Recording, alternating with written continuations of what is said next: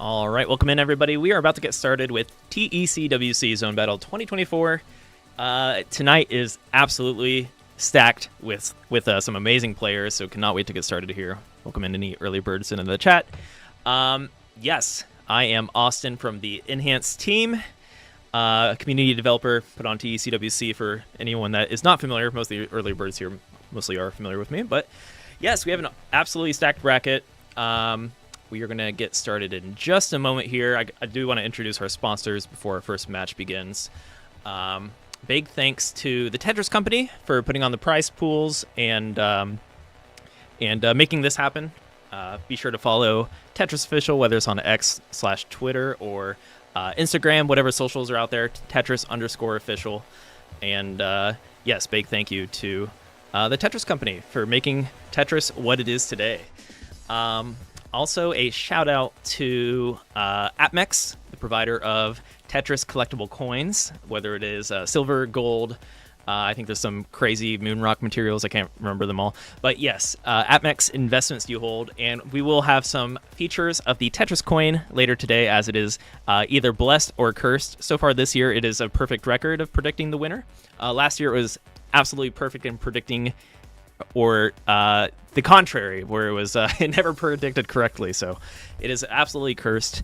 And yeah, a main sponsor for us this year is the Tetris Forever game, which just released on November 12th from Digital Eclipse. We will be featuring some gameplay. I believe we're playing Super Tetris plus Bombless 2 later, just after our intermission during the giveaway. And by the way, if you'd like to enter the giveaway, type Forever in the chat for your chance to win a Steam copy of the game if you're looking to check it out. And I know a lot of our Tetris viewers have yet to haven't come around to making the purchase quite yet, so be sure to enter that giveaway. Type Forever in the chat for your chance to win. Yes, our TECWC merch store went live today. I'm actually about to post this in our community Discord. So yeah, if you are looking to get some updated merch, we have a higher quality product and printing method this year for our t-shirts and hoodies.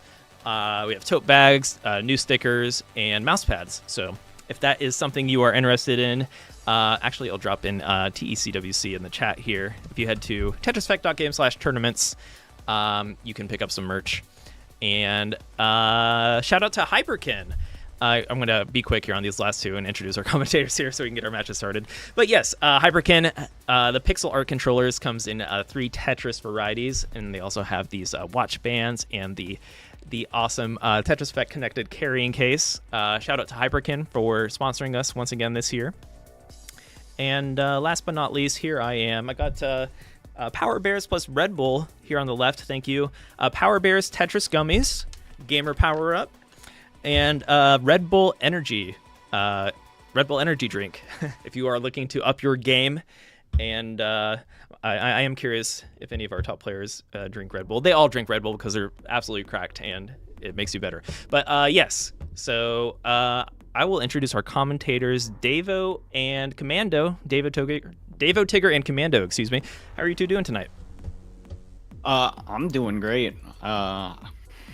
It's good to be back here. It's good to be commentating some zone battle once again. Feels like it's been a while, but here we are back in the booth, or metaphorical booth. Yeah. I think our last metaphorical booth was probably Block Party, I think, and we had a couple of familiar faces in our bracket, but I am always one, whenever I get the chance to cast for some TEC zone battle, especially when we have talent like this that we're going to be seeing tonight. Absolutely a blast to be a part of, and always happy to be here on stream for that. And yeah, I think on cue we're gonna get a little bit of an intro into some of these matchups. So, Commander, I'll let you give a little bit of the summary thing, but just for stream as well, top 4, since this is single elim, top 4 makes it into the trifecta bracket. Yes. You have to win your first match in order to qualify. So these are very important round 1 matches. Yeah, and I mean, it's going to be a tall order given the bracket that we have here. I mean, we've got several familiar names. We've got shakeGohan, Akashi Robo. One of those 2 names you're familiar with, but, you know, widely considered to be probably the best Tetris player in the world right now. We also got Uyeshota, a strong contender who's been going for several years. We have OSW and Jaden, 2 our two U.S. representatives in the zone battle bracket, both of which have been very consistent, very strong, and been able to consistently show that they have been improving every single year that they're in the competitive scene. We also have Doremy, another familiar face from France. We have, and our first somewhat new face, Amiri, who I believe has been going around playing a lot of ranked zone battle, but hasn't really made much of a tournament appearance. We also have Zin, who we saw in Score Attack and Classic, I believe. And another face, wrapping up the top 8 here, Nakagiiroha, who I don't think I've seen at all. Yes, so as far as I'm aware, at least for the general breakdown, I believe 4 of these 8 players, being Uyeshota, I think Doremy, OSW, and Zin, all have qualified for Trifecta in the past. I think our 2 new faces, at least within TECWC, are Nakagiiroha and Amiri. Both, I think, are Japanese players. Amiri, I know for a fact, has had extremely close sets with both OSW and Jaden in the past, although this may be their first tournament experience. Though I have not seen Nakagiiroha play, so I am very excited to see how that matchup takes place. Though having shakeGohan as your round 1 matchup is a very rough spot to be in, and I am very curious how they take to the almost otherworldly play that we often see out of them. Yeah. Yeah, shakeGohan with, I mean, the iconic anchor at this point. They've their skill and their display in tournaments and just competitive guideline Tetris in general has kind of turned the anchor into a permanent association with shakeGohan. There is a non-zero amount of players that are like building up like PTSD from just seeing shakeGohan and like rank you at this point. It's a terrifying sight to see, like once in a blue moon, depending on the time zone. It's a terrifying sight, and it's understandable why they're all scared of it, you know? I mean, someone who is able to consistently play at 1 APP, whether on offense or defense, is someone that I do not want to mess with. And unfortunately, in this matchup, we are probably going to see that more often than not. Yeah. Well, I think it looks like we are about ready to get this match started. Both players already off to the races, actually. Wow. Right off the bat, shakeGohan immediately off the gates with some impressive speed and efficiency, setting up those T-spin doubles and Tetrises, getting them off just lightning fast. And ooh, yeah, Nakagiiroha.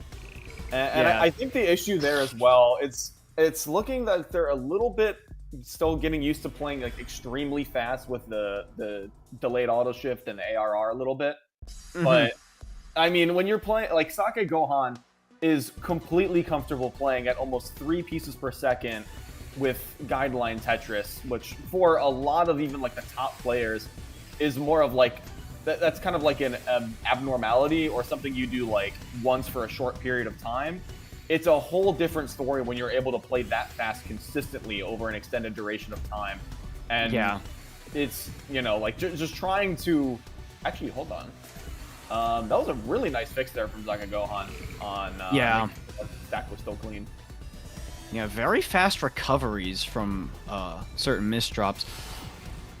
There was a potential perfect clear there. There it is. And the double, the two line. Okay. Nakagiiroha, I think, almost has the ulti, but there's so much damage in the follow-up that shakeGohan, it does not matter. Yeah, that was just a 1-2-3 combo right there. Just like ulti into perfect clear into 2-line, like.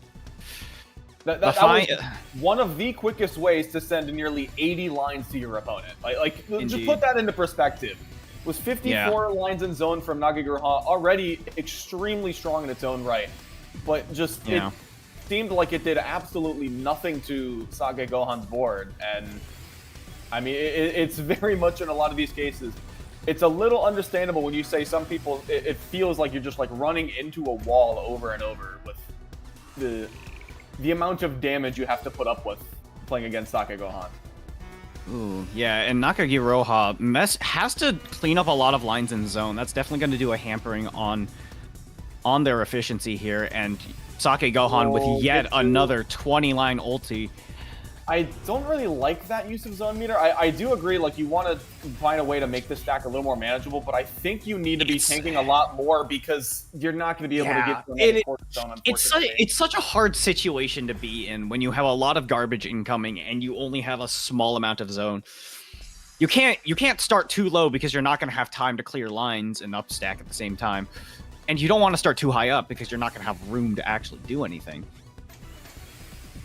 Yeah, it's just, it's like, it's finding that delicate balance of, like, you know you need to use a lot of garbage to kind of keep up with the offensive pressure, but when half of it is coming in 15-line spikes and you just don't have the room to tank it, you know, like, what is the compromise you have to make in order to make sure that that game plan still works out? Ooh, and that IO misdrop, it's gonna be very rough. Fixes it with a nice L spin, but there is still quite a bit to fix, and that is another misdrop. Oh, wow. The forecasting on the, excuse me, what was that? No, that was Donut, Prophecy on the T-Spin double, or Super T-Spin double, excuse me. And 68 from SakeGohan, just a beautiful finish on top of it. Yeah. Nakagiiroha, however, is in an okay situation, has room to downstack, has a full zone charge. Could try to mitigate this, but I think the amount of pressure that SakeGohan's going to be providing is going to be a little bit too much. But actually, no, I stand corrected. Able to mitigate all of that damage, but SakeGohan is in the zone, going to be getting that ulti. That's no. Those are some bad misdrops to be making. That's rough. That is rough. Yeah, it's like sometimes people say the most enjoyable way to play Tetris is to, you know, stack on top of your problems. That is not one you really want to see on the board. That's not going to be helpful when your opponent can also put a bunch of garbage underneath your mistakes. Oh, that's another 300 zone attack per minute round from SakeGohan. They have just been going into zone and out of zone as fast as possible, but yeah, zero compromises in the process. The efficiency from SakeGohan is nuts. And look at that. Sets up T-spins kind of just out of nowhere. Wow. From an external eye, if you're looking a little more externally and not more long term, you'd think SakeGohan is consistently misdropping, but no.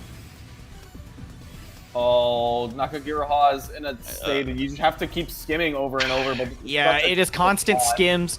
Has a little bit of breathing room thanks to the zone, but it is all clear. It is just a calm before the storm. They're looking for a curb. They find it. There it is. 83 attack. That is gross.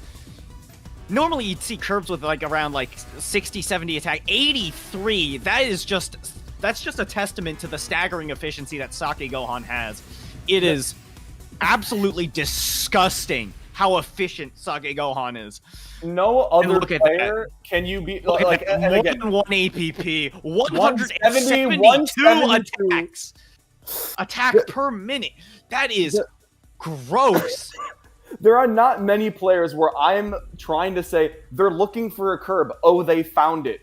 And they beat me to that punchline. But SakeGohan just spent barely a second and a half to find a curb after getting a PC on line 18.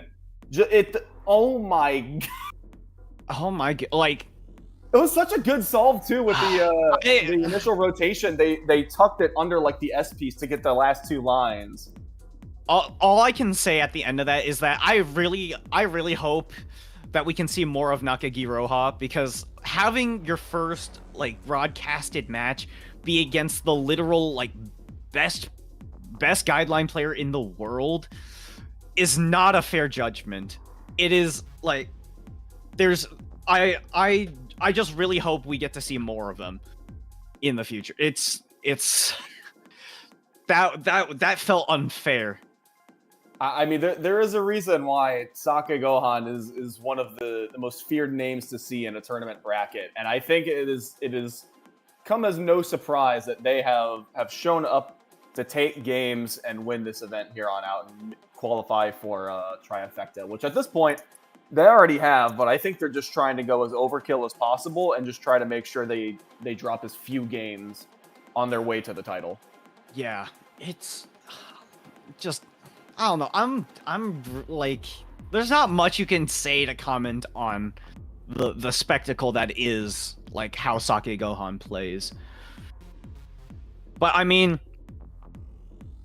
who knows? We'll hopefully see more of them in the future, like I said, and probably in a much better light, because going against shakeGohan is an extremely tall. It's a David versus Goliath sort of situation. All right, and it appears we're getting a little bit close to our next set here, so we're gonna start with Uyeshota and Zin. Now, I feel like this matchup has to have happened in the past 2 years before, but I can't remember exactly how those have went. Because absolutely. If not during tournament, like outside of that, they have to have run into each other. Because I believe both of them made top 8 for Zone Battle in both 22 and 23. So I feel like even if they didn't end up they have enough of a top level zone play familiarity that they should be more than comfortable with this sort of a matchup. But right now the pressure is on Uyeshota. Zin is able to just kind of relax for this one. They've already qualified for for Trifecta, so this is just kind of like the icing on top if they're able to pull this win off. Yeah. But for Uyeshota, they're trying to reclaim the spot back in Trifecta. Yeah. Yeah, but Uyeshota definitely has the capability to qualify. Definitely, this is, I think, going to be a pretty close match, just overall. Either that or Uyeshota might be able to, pull some sort of spectacle, because we've seen Uyeshota face people like shakeGohan in the past. We've seen Uyeshota also face Kazu, who, for the longest time, was the best Tetris player before getting defeated by shakeGohan. Uyeshota was able to take games off of both of them.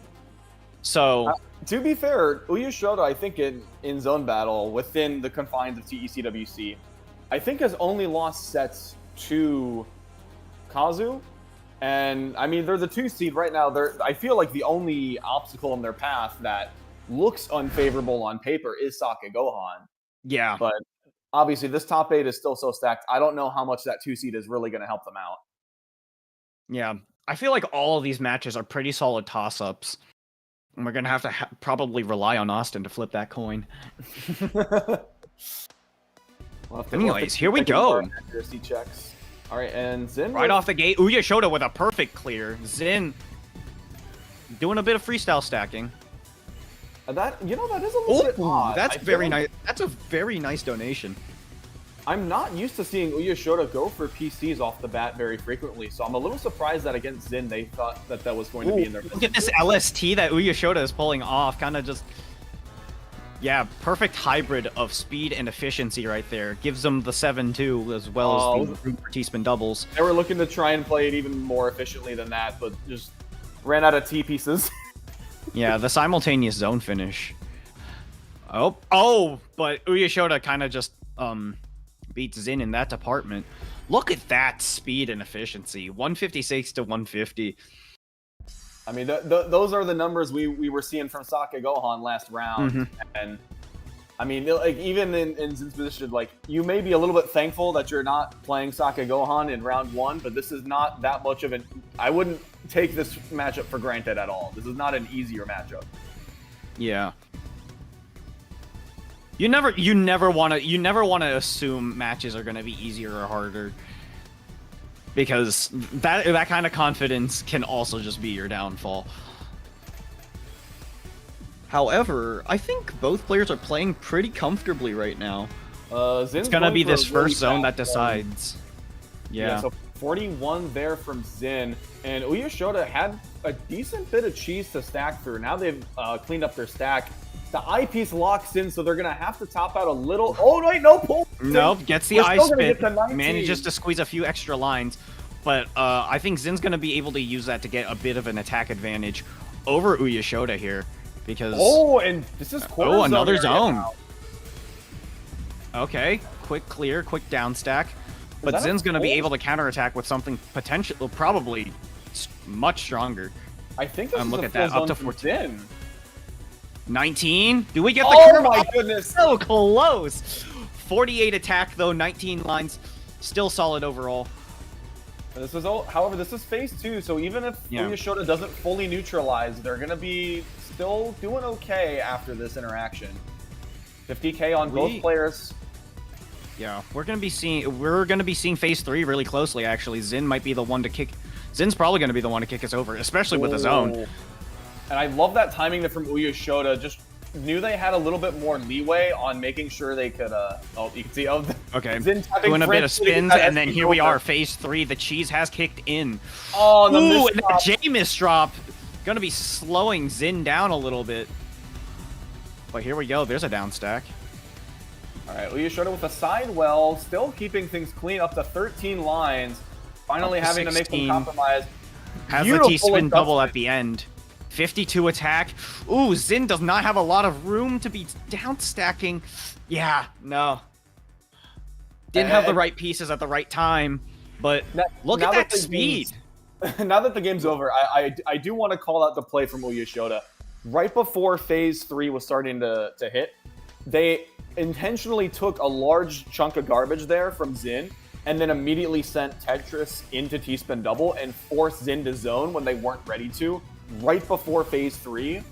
And there's not many times you get to see like a clear cut, this is like a really pivotal moment within zone battle, but that is 100% like Uyeshota is just so knowledgeable about when those things are most important, and it is that was a really clear to see why.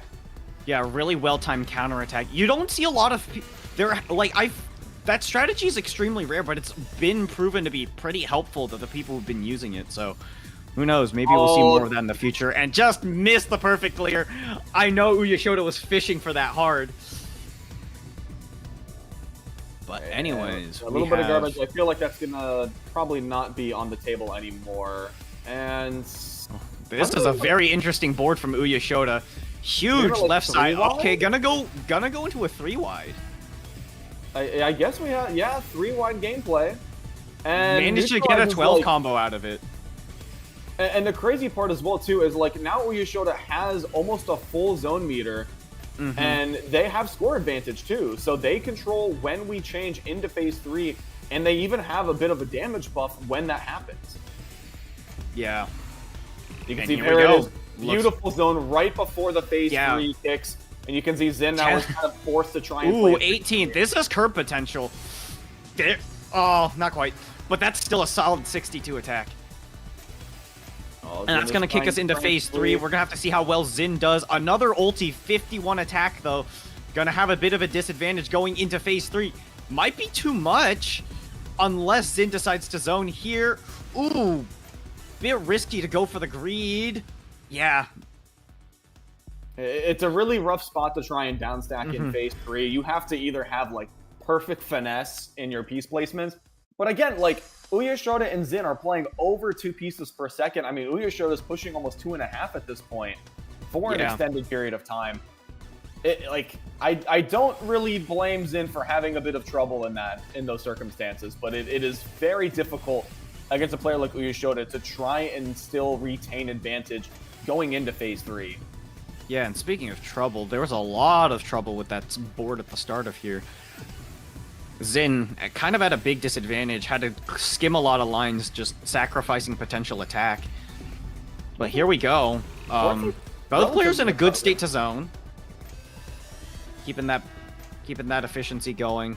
Zin skimming a single. Uyeshota's trying some... I don't think they can pole vault that Z over. Not quite. No, both players finishing roughly at the same time. Zin taking a few extra lines, but overall, in a pretty good spot. Oh, wow. I really like that overhang there from Uyeshota. I feel like that's very hard. Zin also had a good one. And there's an STSD to follow. C-spin there from Uyeshota. Yeah. Ooh, T-spin triple from Zin. Not quite triple, but had the triple kick. They're going for another... Okay, doing it again.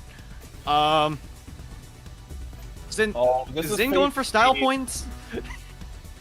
I mean, perhaps, but again, phase 3 Uyeshota with no garbage on the board, like, this is usually not a favorable spot to be in. 49, you can see Uyeshota very formidable at maximizing that efficiency. Tough misdrops there.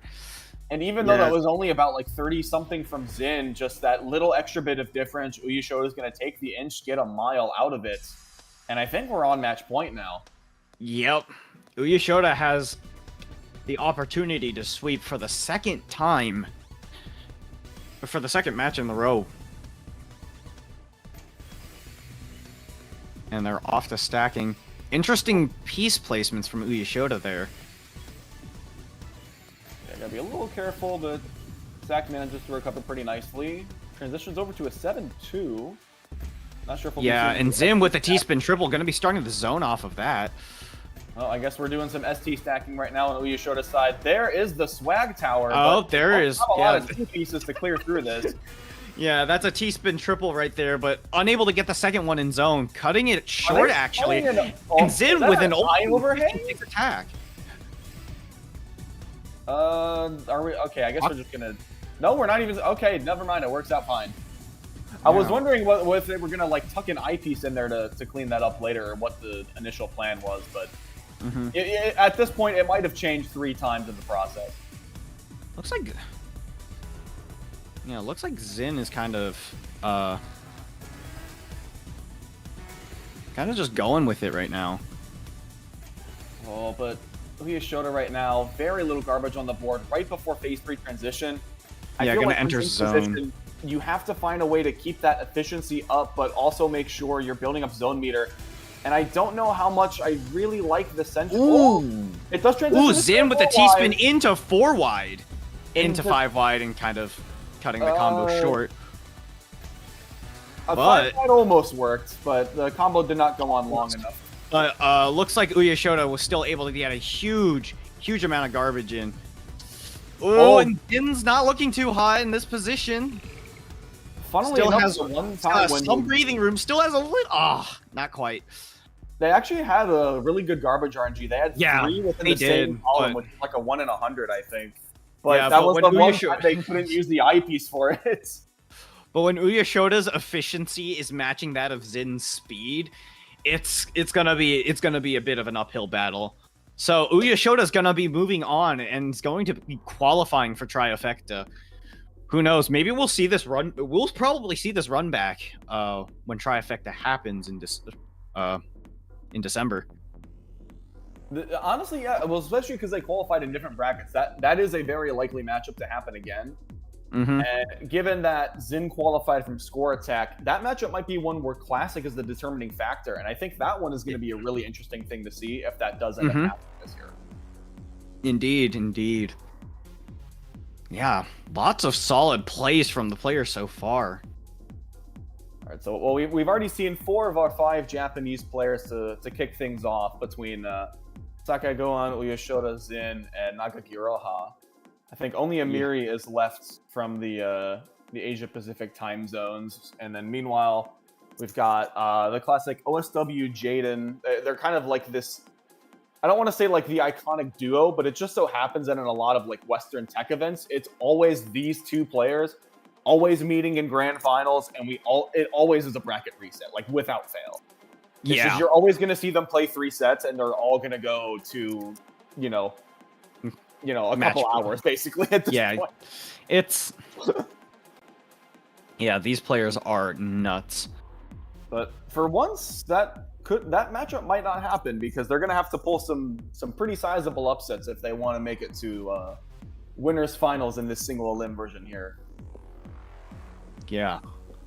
And I think we've got a little bit of time to get in some of our sponsors as well. So one of our big ones that we have for 2024 this year being Tetris Forever, which is available now, console, PC, I think almost just kind of, I don't know the list of consoles, but I can assume most of them.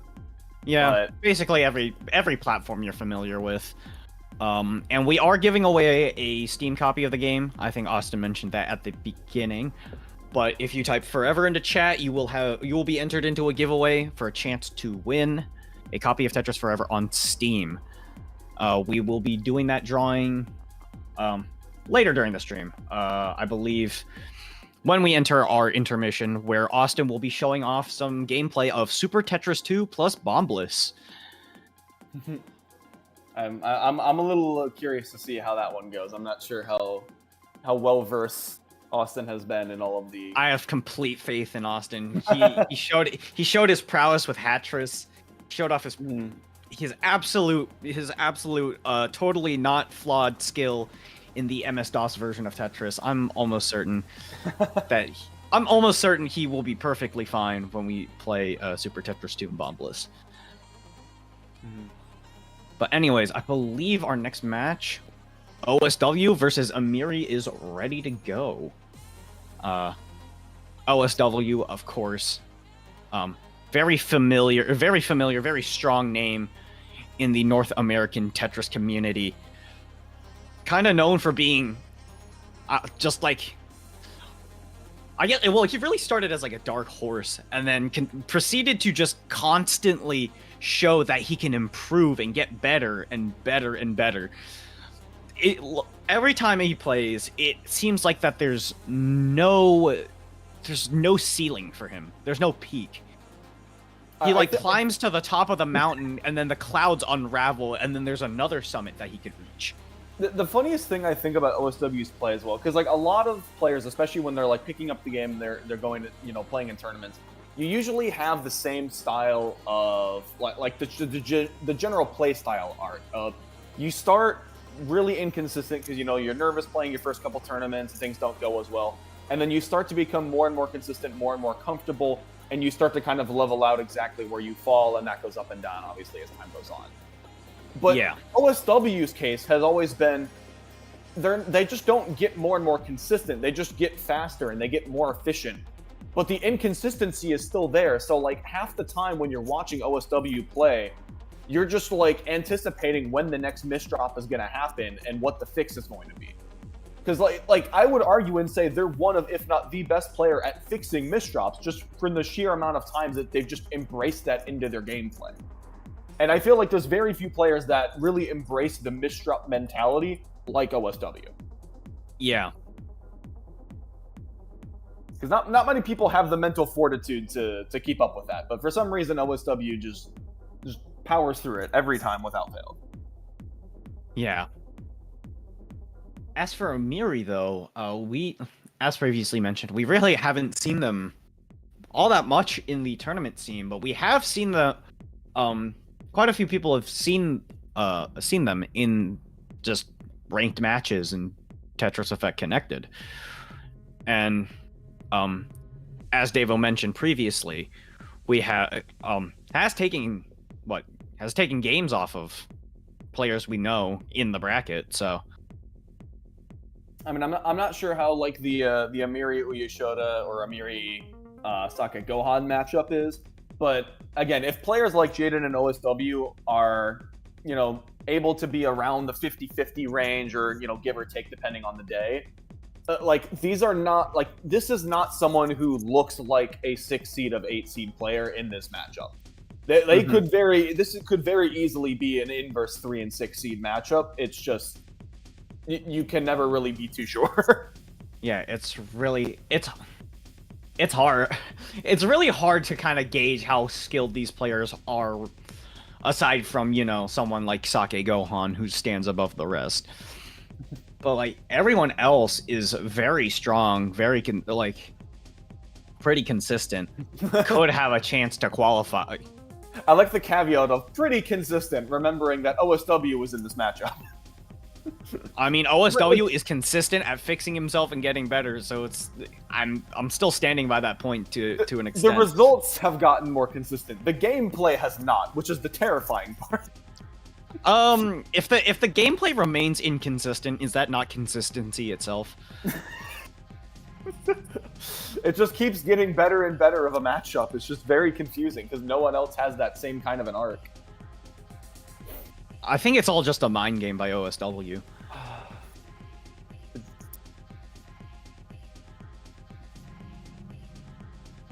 Okay.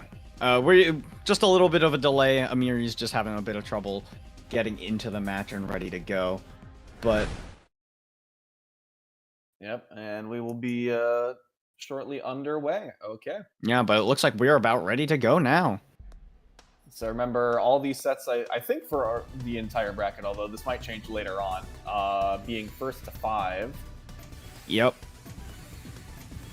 And here we go, OSW. Oh, OSW. Yep, OSW kind of just freestyling. Taking the strategy of foregoing openers and just going straight into a sort of sprint-style strategy. I really liked that adjustment they had earlier where they were comboing through and had an eyepiece perfect for like a Tetris on the down stack, but they opted not to go for it because they expected there to be a lot more value in saving that for their zone attack, and I really like that decision from them. I just want to point out how lucky OSW has gotten to get that many like T pieces at the perfect time. He had so many setups and was able to just send them out instantly. And that's going to put Amiri on the ropes, actually. Yeah, Amiri unfortunately had a rough first zone, and especially just after, like... Yeah. You can sometimes get around one rough zone if you're able to, like, have a really nice stack to recover from. But if you're not able to down stack, that really impacts your ability to maximize that zone efficiency. And it's very difficult, even in phase 1 with, the cleanest garbage you could possibly imagine. If you don't have access to that garbage, your chances are as good as phase 3, which are not great. Yeah, both players just really off to the races here. Amiri getting hit with a lot of garbage due to OSW's just sheer efficiency with this speed. And, well, yeah, I mean, there's not much else to say on that matter, I guess. But, I mean, turning it around here, has a zone, has a nice floating T-spin. Yeah, this is really good efficiency right now from Amiri. Yeah. Only have to skim a single line, but that's still going to be almost perfectly clean up to 19 lines, and that is fantastic. 58 attack. Solid stuff. And OSW in the zone now. 4 wide right now. Nice T-spin double at the high. Oh, and there's a 4 wide. Let's see how much garbage. That's going to cancel out the rest of this garbage. Oh, the double S, but the garbage is perfect after the 4 wide this is a line for Amiri there. That was fantastic, and OSW is going to counter with a 4 wide now. Well, I mean, now since it is phase 3, like a lot of cheese is going to be flying in and out of these boards, so you have to be very careful with your garbage management. And the one benefit of 4 wide, although it doesn't do a lot for your zone meter charge, is it does send a lot of garbage to try and give you a little bit more breathing room while your opponent's fighting off all that cheese. Yeah, and OSW kind of struggling with this board state. Ooh, has a lot of misdrops, and Amir's going to be taking a point. This is going to be our first match without a sweep. And look at those stats. Very complex. Yeah. That's hovering around the 150. Mm-hmm. Yeah, those are some really close stats. I was looking at Amiri's speed at the end of the first round when OSW kind of just demolished Amiri in that, and I was just curious because I saw the speed and I was just saying in my head, yeah, that's really comparable to what OSW is doing. And I mean, we were able to see something out of Amiri here, and that proves that they have a reason to be here. OSW is looking for a way to transition over to that side well, but the Z's and everything else are not really the best in terms of timing. Meanwhile, Amiri gets the 57 zone uncontested, and OSW, due to delaying their own zone, they're going to give Amiri a lot of extra time with no pressure to just maximize their own efficiency. But this efficiency is really good from OSW. A solid 57 in 18? Yeah. And so right now, OSW with the better board, but Amiri has more zone shards, so if they're able to recover their stack, they can quickly push a little bit more of that advantage state. Yeah, that's a perfect... catch up. That's a perfect right side well from Amiri. Could just upstack this and then start a zone immediately after. But I think Amiri's going to be saving that... Oh! Saving that for the side 4 wide. Alright, well, It is phase 3, but keep in mind, OSW right now has all the time in the world to stack as clean as possible. They're going to be setting up donations like there is no tomorrow to try and keep up with the 4-wide pressure. We're going to have to see what this looks like at the end of this zone. We're going to get 19 lines. 19 lines, 54 attack. That's going to be a hefty amount of garbage. Man. Too much for Amiri to handle. Yeah, OSW kind of bouncing back. And look how close they were in performance there. Yeah, I think the only thing there, and like I'm not entirely sure what Amiri's board looked like towards the end, but I think there might have been a misdrop that closed off the skim options.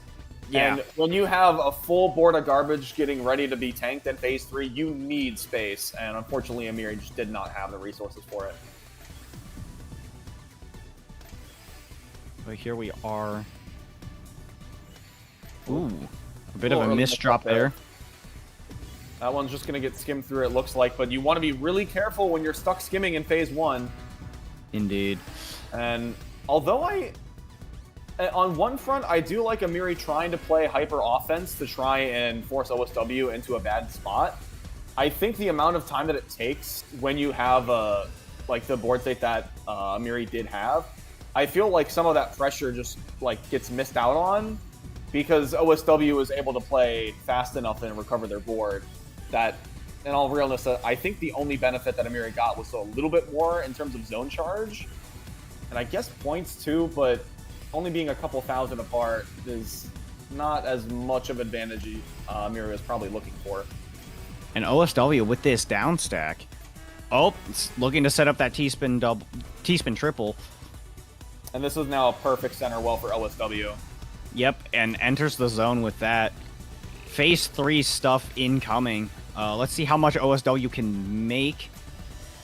Nice. I don't know if that was intentional or not, but that was a nice ulti finish. Overall, worked well for OSW. Amiri's going to be met with a little bit of cheese here. And OSW is going to continue that pressure. Amiri going to enter zone here to try and mitigate that.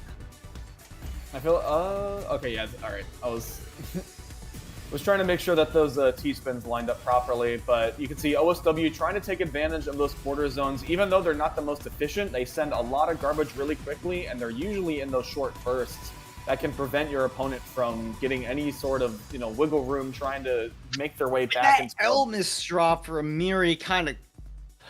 Unfortunately, I don't think there was an out even without that misdrop, but that was a really good showing, really good display of defense, but OSW taking another game here. I mean, as always, the tricky part with Phase 3 is you have to be very aware of your zone meter charge. Because like even between like zone meter uses, obviously you're gonna need basically like, oh wait, that setup, yeah. OSW that's rough. That's a rough start. Yeah, but we'll see what OSW can do because I mean, as you said it yourself, he is good at recovering from misdrops. Oh no, but Amiri as well, having a little bit of some interesting stack. Decides to top out early to recover the stack. Manages to salvage that T-spin double. Impressive stuff. But notice the importance as well of, since Amiri ended that zone early, Amiri was able to send off pressure very quickly to OSW and prevent them from just getting a get-out-of-jail-free card. And as you can see already, OSW still with a decent bit of cheese on the board. They have not been able to have an easy down stack. Yeah. Decent bit of down stack combo, and yeah, about as good of a spot as you can ask to be in. Both players are really even in terms of score. It's really hard to determine who's going to be the one to kick off Phase 3 here. Ooh, OSW's gunning for that triple, and there it is. Oh, into the center 4 wide. All right. Okay. And look at that. Oh, and just blazing speed straight through that combo. 48 attack and 15. Oh my goodness, OSW. Almost color clear as well. I'm really surprised by that decision from OSW because usually one of the strengths of center 4 wide is the ability to tank a lot of garbage and then just, you know, send everything else that you have in response. But OSW decided to take a little bit more of like a defensive posture with what is usually used in a pretty offensive play style. So I'm really interested that OSW decided to go for that play, but again, it seemed to have worked out just fine for them, so I don't blame them in that decision. Yeah, Amiri is kind of in a sticky situation here, but has a potential out. Well, the down stack's there. Oh, getting really good pieces for the down stack, actually. It's working fantastically. Oh, they need to burn an eye piece there to keep that spin. But honestly, they've gotten really good. Oh, and look at that. A nice Tetris. 26. Yeah, managed to squeeze in a Tetris there. Has the side 4-wide at the ready. Gonna start down stacking. Here comes the Ren. OSW needs to counter about 30 lines, and there's already a misdrop on the board. There's more and more incoming as Amiri manages to cancel out everything that OSW just tried to send to them. Oh, Amiri needs to be careful. OSW has the combo going. Yep, and here, yeah, Amiri's down stacking is phenomenal right now. Really playing well in the defensive end. And OSW really doing everything he can to just keep sending out attacks. It's crazy. And another 40-line attack from Amiri in the middle of defensive play. Again, like, especially seeing some of the offense that you have, you might not think that a 40 zone is impressive, but that was some really good. That was a really good board read from OSW, managing to skim a Tetris into the T-spin double. That really helped OSW win that round, I think. Getting that extra little bit of efficiency going. Wow. Even I didn't see that. Ugh. That I don't think anyone expected. Jesus. All right, another double skim helps set up the next T-spin double. Yeah. Not sure. Oh, okay, we're going to go for a donation, it looks like, on OSW's board. Amiri right now has a 7-2 well, so should be able to do a little bit of ST and LST to keep things clean. And OSW a little bit caught up in the skims. Yeah, had to use an L piece to get rid of that T-spin setup. But here's another one just to compensate. You can see right now, before zone, OSW is only up by about 20 lines. And Amiri spent 54. Oh, wow! And OSW, what a beautiful tank. And now just gonna... I'm really just left speechless by OSW's plays here. A lot of these are very interesting. I'm just taking a second to try and parse it, only for it to work out completely fine in the end. I will say that play from OSW for the like half zone to try and force Amiri to top out early, like that was a really over aggressive play, but they did have a bit of wiggle room to like really, like they have the flexibility to go for it. Yeah. Ooh, and Amiri with these crazy floating T-spins right now. Able to get some additional spins, abusing that SRS. 47 from OSW, but Amiri is able to neutralize almost the entire thing. Barely has half a board of garbage. Oh, and here we are. That's a T-spin triple. We have a bit of like a little bit of OSW. A mini 4-wide. I don't know what these players are doing anymore. Oh, right now Amiri only has a quarter zone to work with, is desperately trying to get Tetris into T-spin double as soon as possible. Squeezing in that C-spin. Oh, converting into it. Oh my goodness. What was Beautiful that? conversion. Oh my goodness. That was so clean. It cancels the first C-spin in order to get the second one. Yes. C-spin cancel into a different C-spin. Very nice read from Amiri there. Okay. Like, usually I'm used to seeing, like, a double-double followed by triple. I'm usually not used to seeing the inverse. Yeah, we saw two triples. Oh, don't stack too close to the sun there. Oh, but right now, OSW has a half zone meter, and Amiri has a couple of misdrops. Yeah, things are looking very precarious for Amiri indeed. Has enough for a zone. Is this gonna... there's gonna be a lot of down stacking that Amiri has to do here. We're going to need a miracle down. I don't know if they don't have the... Oh my goodness! Oh, just barely. One piece just away barely from getting the necessary skims.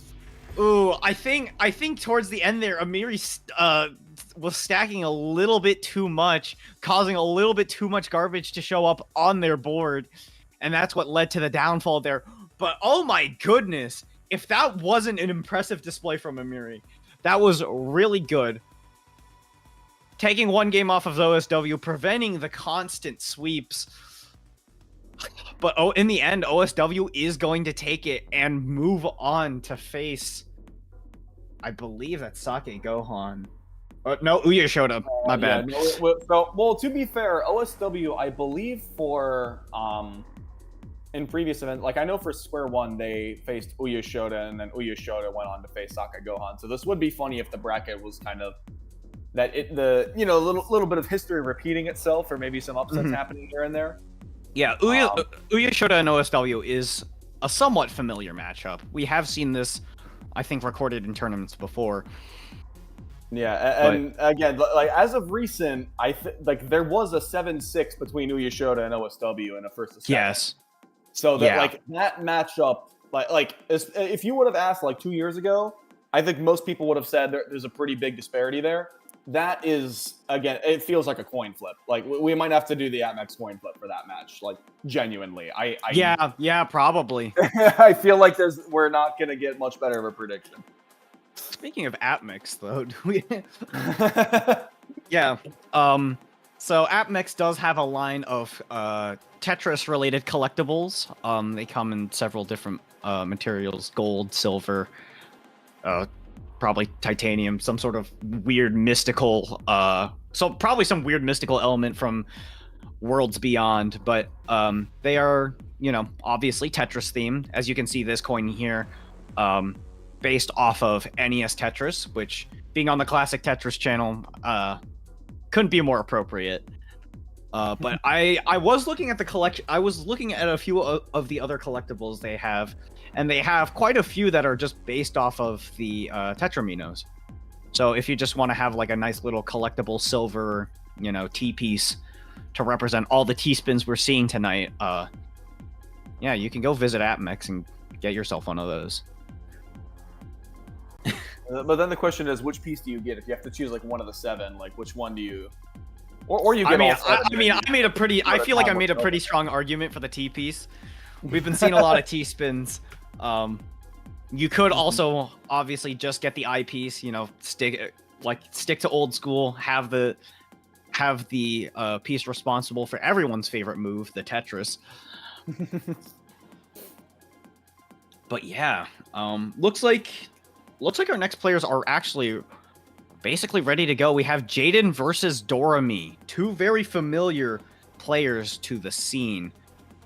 This is not like this is not a matchup that happens often, but this is a matchup that has happened repeatedly, which I think is very interesting. And I think for the first time, Jaden was able to emerge victorious over Doremy in, I think, their most recent showing.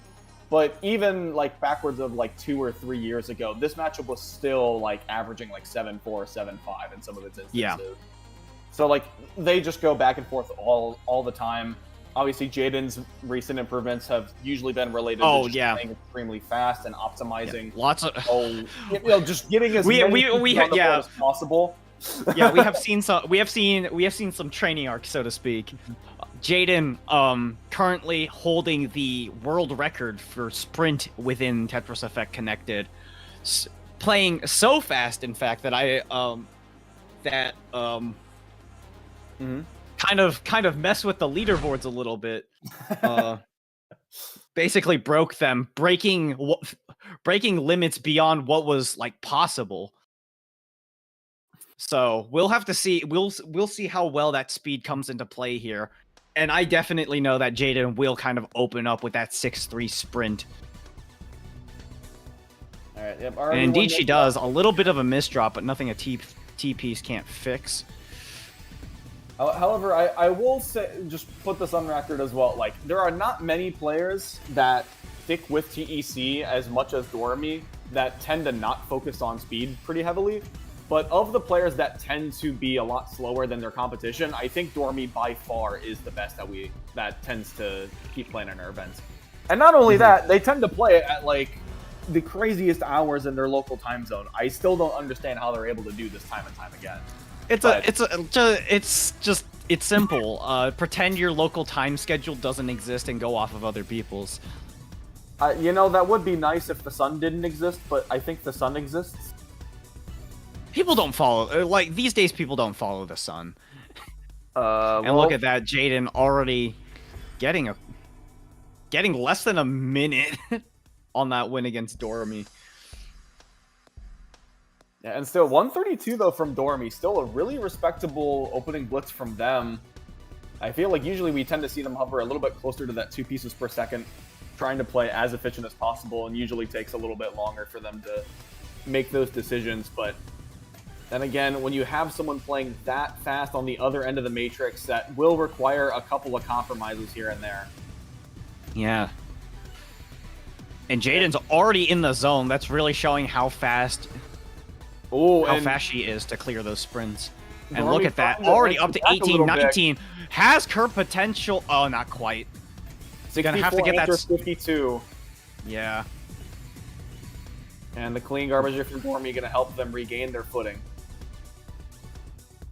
Look at this. I am curious to know, because Jaden, like, obviously being the world record sprint holder, will obviously go for a 6-3. But we have seen, we do see that she in fact does still play efficiently. She doesn't go for only sprints.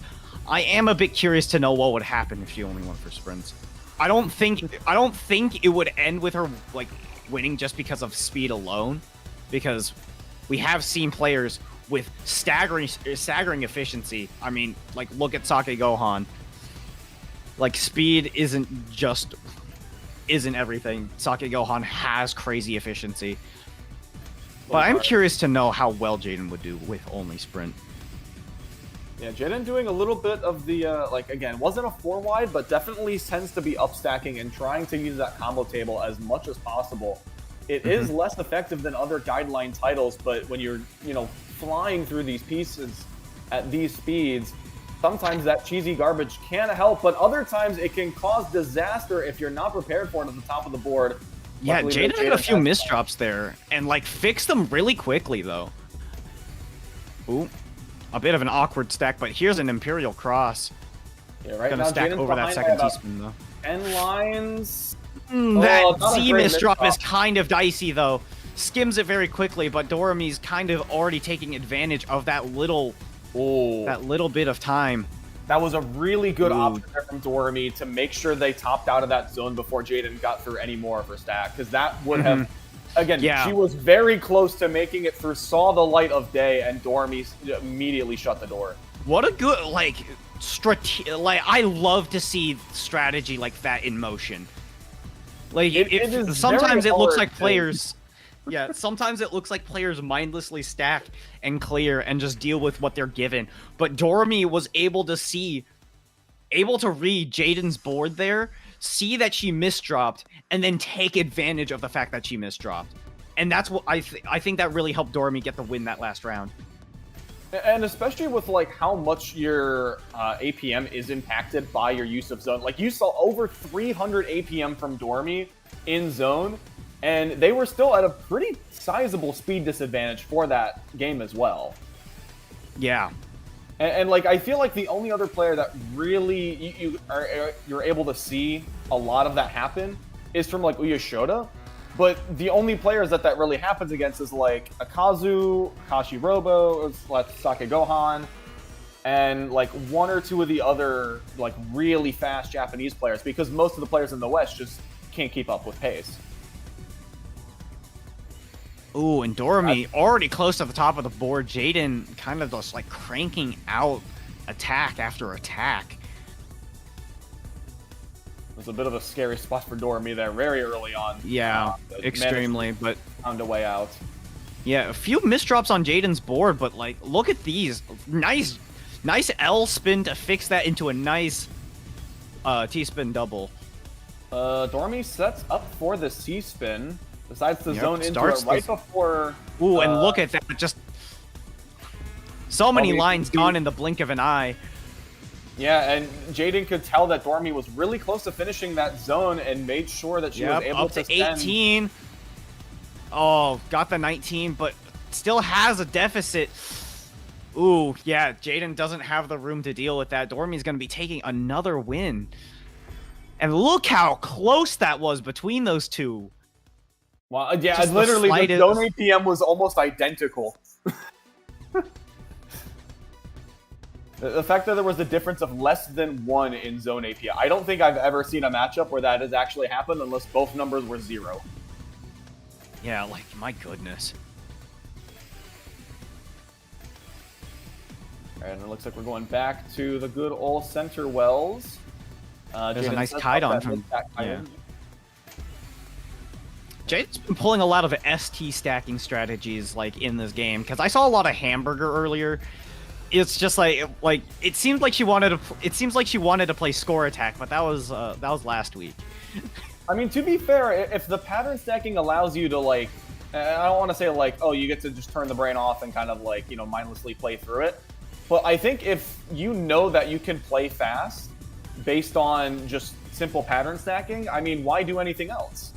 Because you're just going to maximize the amount of finesse that you've been able to practice over the, you know, past couple months and just drive home that advantage state, which obviously for Jaden has been one of her most effective win conditions that she's been able to... Ooh, that's an awkward Z misdrop towards the top, but at least there will be a lot of lines cleared.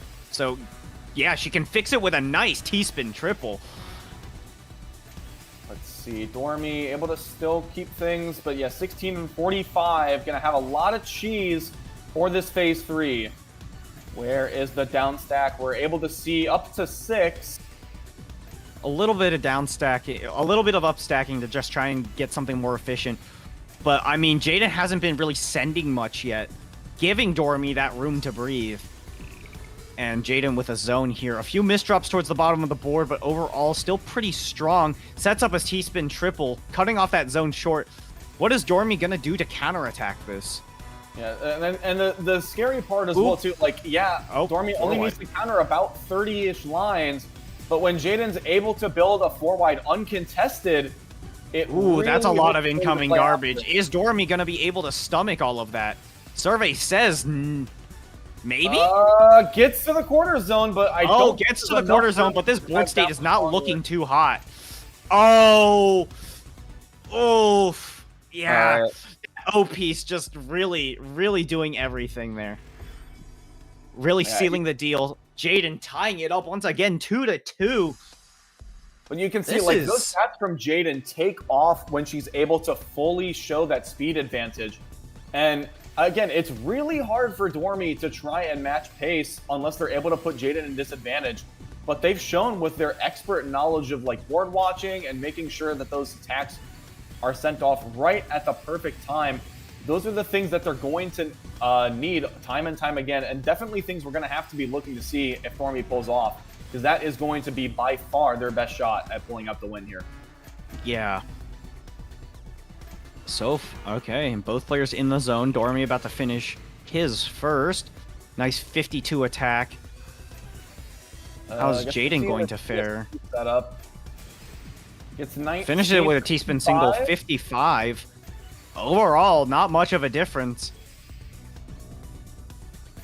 I'm a little curious to see what Doremy's plan will be going into phase 3, because especially once that cheese starts to hit, you want to have that game plan in mind of what exactly is going to happen. Because the second that Doremy starts hesitating, Jaden's going to immediately speed up and try and use that relentless speed to push through any sort of disadvantage. Yeah, and speaking of cheese, it looks like we're close to approaching phase 3. Even without a zone, Doremy might clear this T-spin double to start... Oh, nope, gonna enter zone to do it. Now it's phase 3. Okay, so Jaden has the phase 3 zone. Interesting. Yeah, reduced zone timer. I think she just wanted to find a nice opportunity.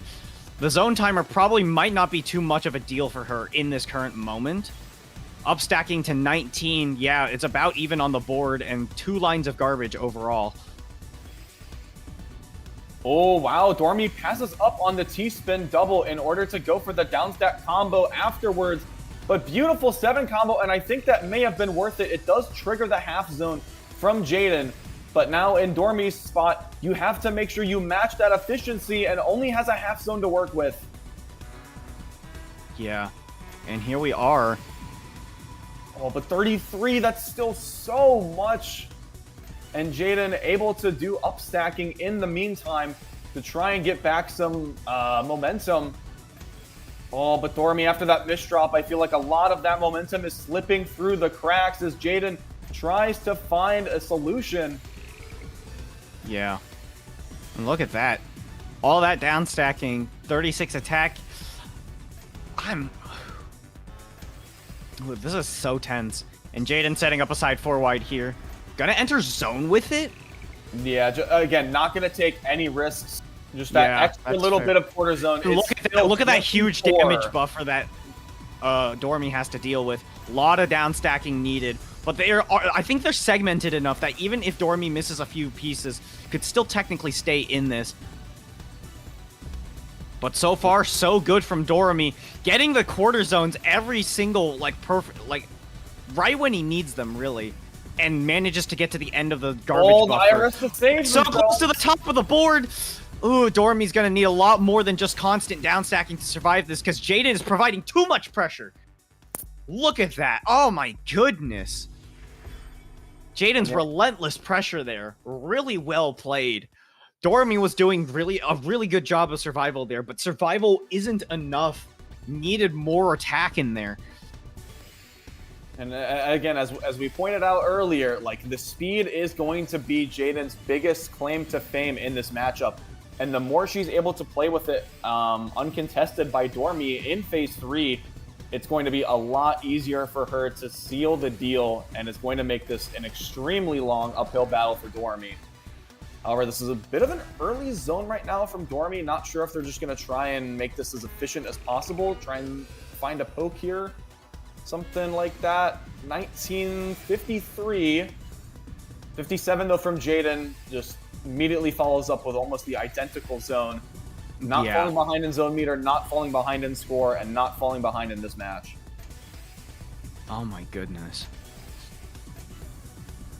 And these two players playing like machines right now. Jaden with a fractal, getting both T-spins off fairly quickly. Doremy doing very much of the same. Both Doremy with a max zone. Jaden half a zone behind, but slowly... Oh, actually, not slowly. Closing that gap pretty quickly. Fairly quickly closing that gap. But Doremy's already off to the races with that zone. Jaden's going to follow suit here. We're going to see Doremy had to how do a this couple goes. of skims in that zone, which, again, it's I don't want to say, oh, wow, they decided to skim one line. That's only a 50 zone. But when Jaden is on the other end playing just as fast, you can see... you think... Every now and then when you're playing, you gotta think about cutting corners, right? Sometimes it's just okay, this is straight up not feasible for me to do. I just have to cut this corner, bite the bullet, and just deal with what comes up. The big problem with that right now is that the opponents right now are extremely tough. They're providing so much pressure. They're going to be on your back, and as soon as you make the tiniest mistake, they are going to jump on it and abuse that advantage. And Jaden kind of doing that here. Taking another game, taking this to match point. This is Jaden's chance to qualify for Trifecta. I mean, yeah, 4-2 right now. This is, I think, pretty one of the most sizable advantages we've seen Jaden take in a set with Doremy. Mm-hmm. But even then, it's still not that big. Doremy still has a chance to bounce back from this. Stacking clean, getting those Tetrises. Jaden doing much of the same. A bit of a misdrop on Doremy's board, but doing a few skims to fix it.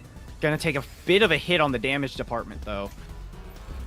And Doremy already starting his own here. Setting a DT right there. Bit of a risky call, but I mean, really paid off managing to get those T-spins off. Oh, wait. Doremy's trying to put it over.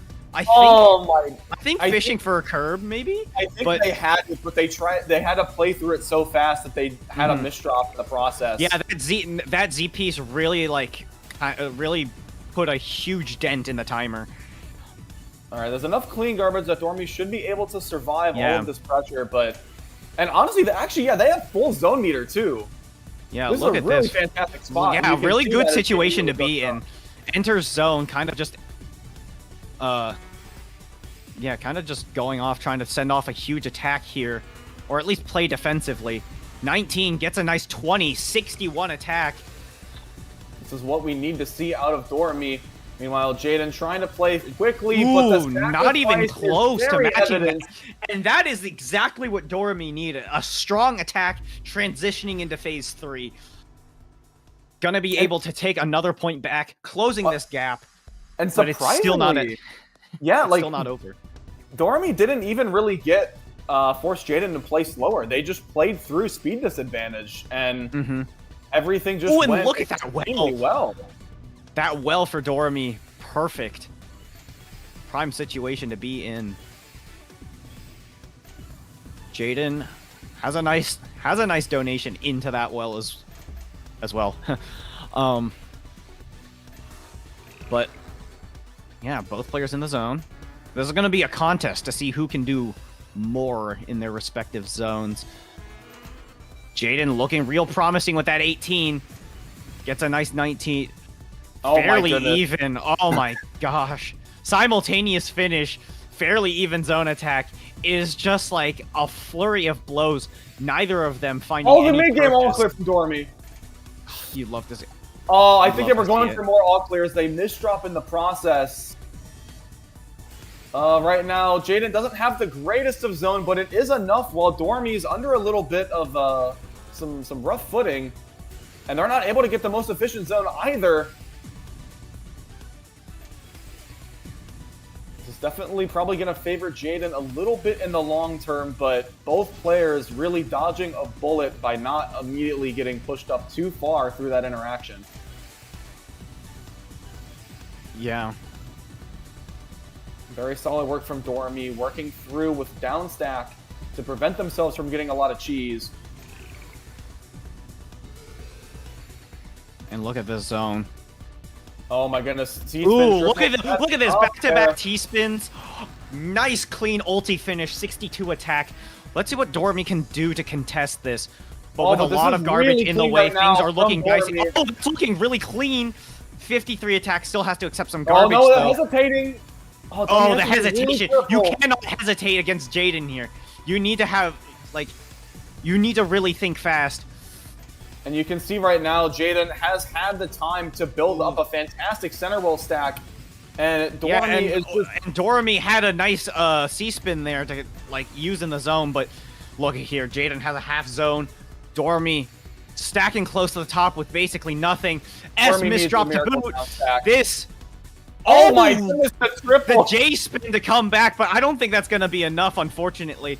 Good thinking from Doremy, but I think... Oh? Perhaps? Oh? Doremy's having to think very carefully about this down Just stack. thinking Their really life carefully, depends thinking on really it. slow, entering zone, doing a little bit more down stacking. What's this survival? The issue here, though, is that Jaden is still building up a lot of zone meter in the process. The Oh my IRS God, can live the IRS just barely. Doremy is really doing everything to just delay the inevitable, though. Oh my goodness. Really impressive show of defense from Doremy, but Jaden going to be taking that last spot in the top 4 of the zone battle bracket in Grandmasters.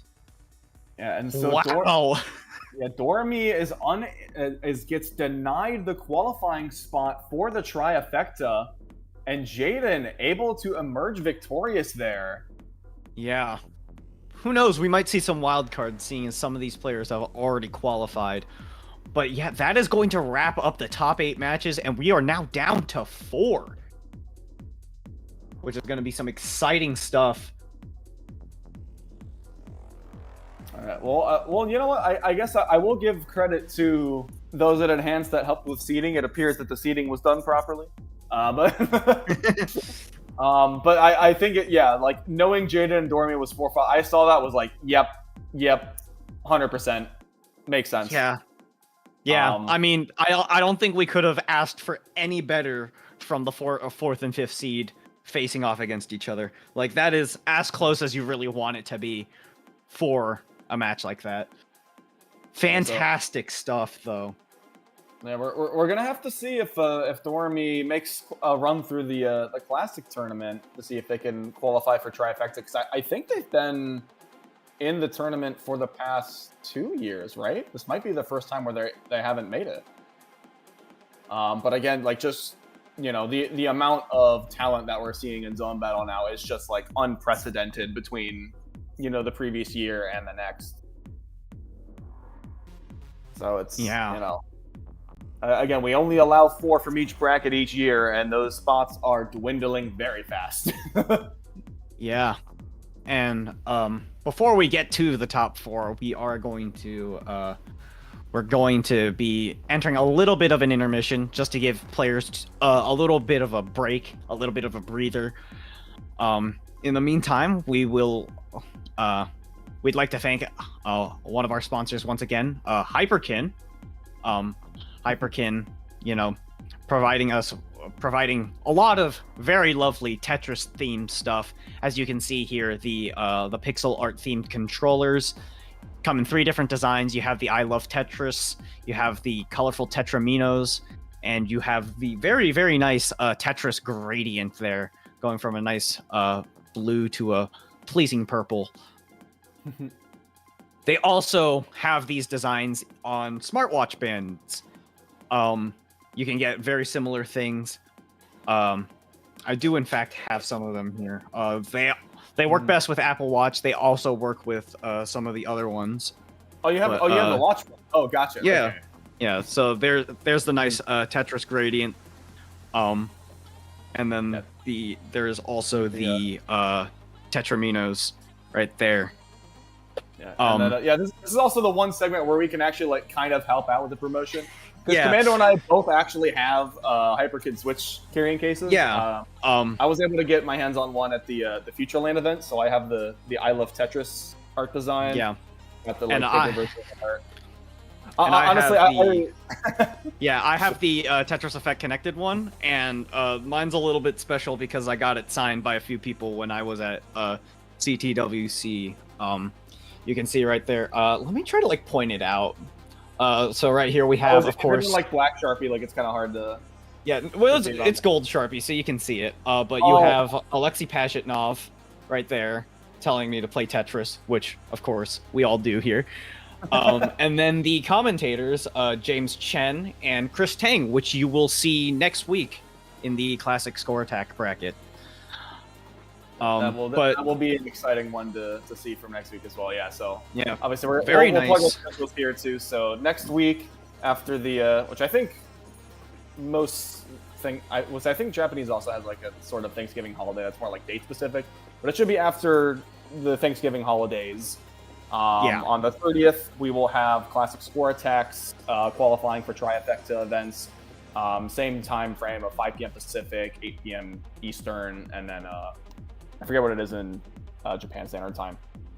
And then the week following that, we'll have our finals for our Connected Versus brackets, being on December 6th, that Friday. And then the Saturday following that with the grand finale Trifecta bracket on December 7th. The top 4 from each 3 game modes being Score Attack, which we saw last week, Zone Battle, which we're experiencing currently, and from Classic, which we will see next week. Yeah, very exciting stuff. And once again, we'd like to remind you guys that we are giving away a copy of Tetris Forever on Steam. All you need to do is type Forever in chat. All lowercase, I think. I don't think it really matters that much, but people have been spamming Forever in chat this entire time, so you're probably already entered in it, so you don't have to worry too much. But once we come back from that break, Austin will be showing off his absolute, his masterful skills in Super Tetris 2 Plus Bomb Bliss. So stay tuned for that as we when we come back after this break.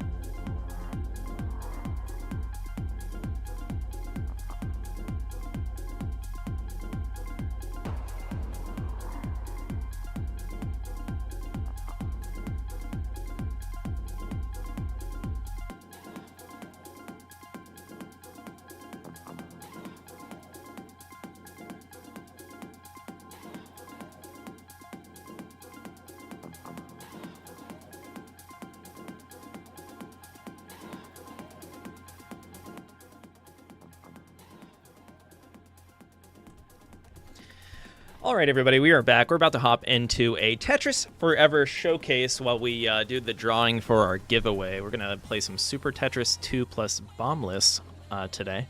And yeah, I'll highlight the game a little bit here while we prepare to draw the giveaway. If you want to enter, type Forever in the chat for your chance to win Tetris Forever for Steam, a Steam game code, whether you have it already or you want to gift it to a friend. Be sure to enter. I think we have 110 entries so far, so there's a chance, just below a 0.9% chance or something like that, right?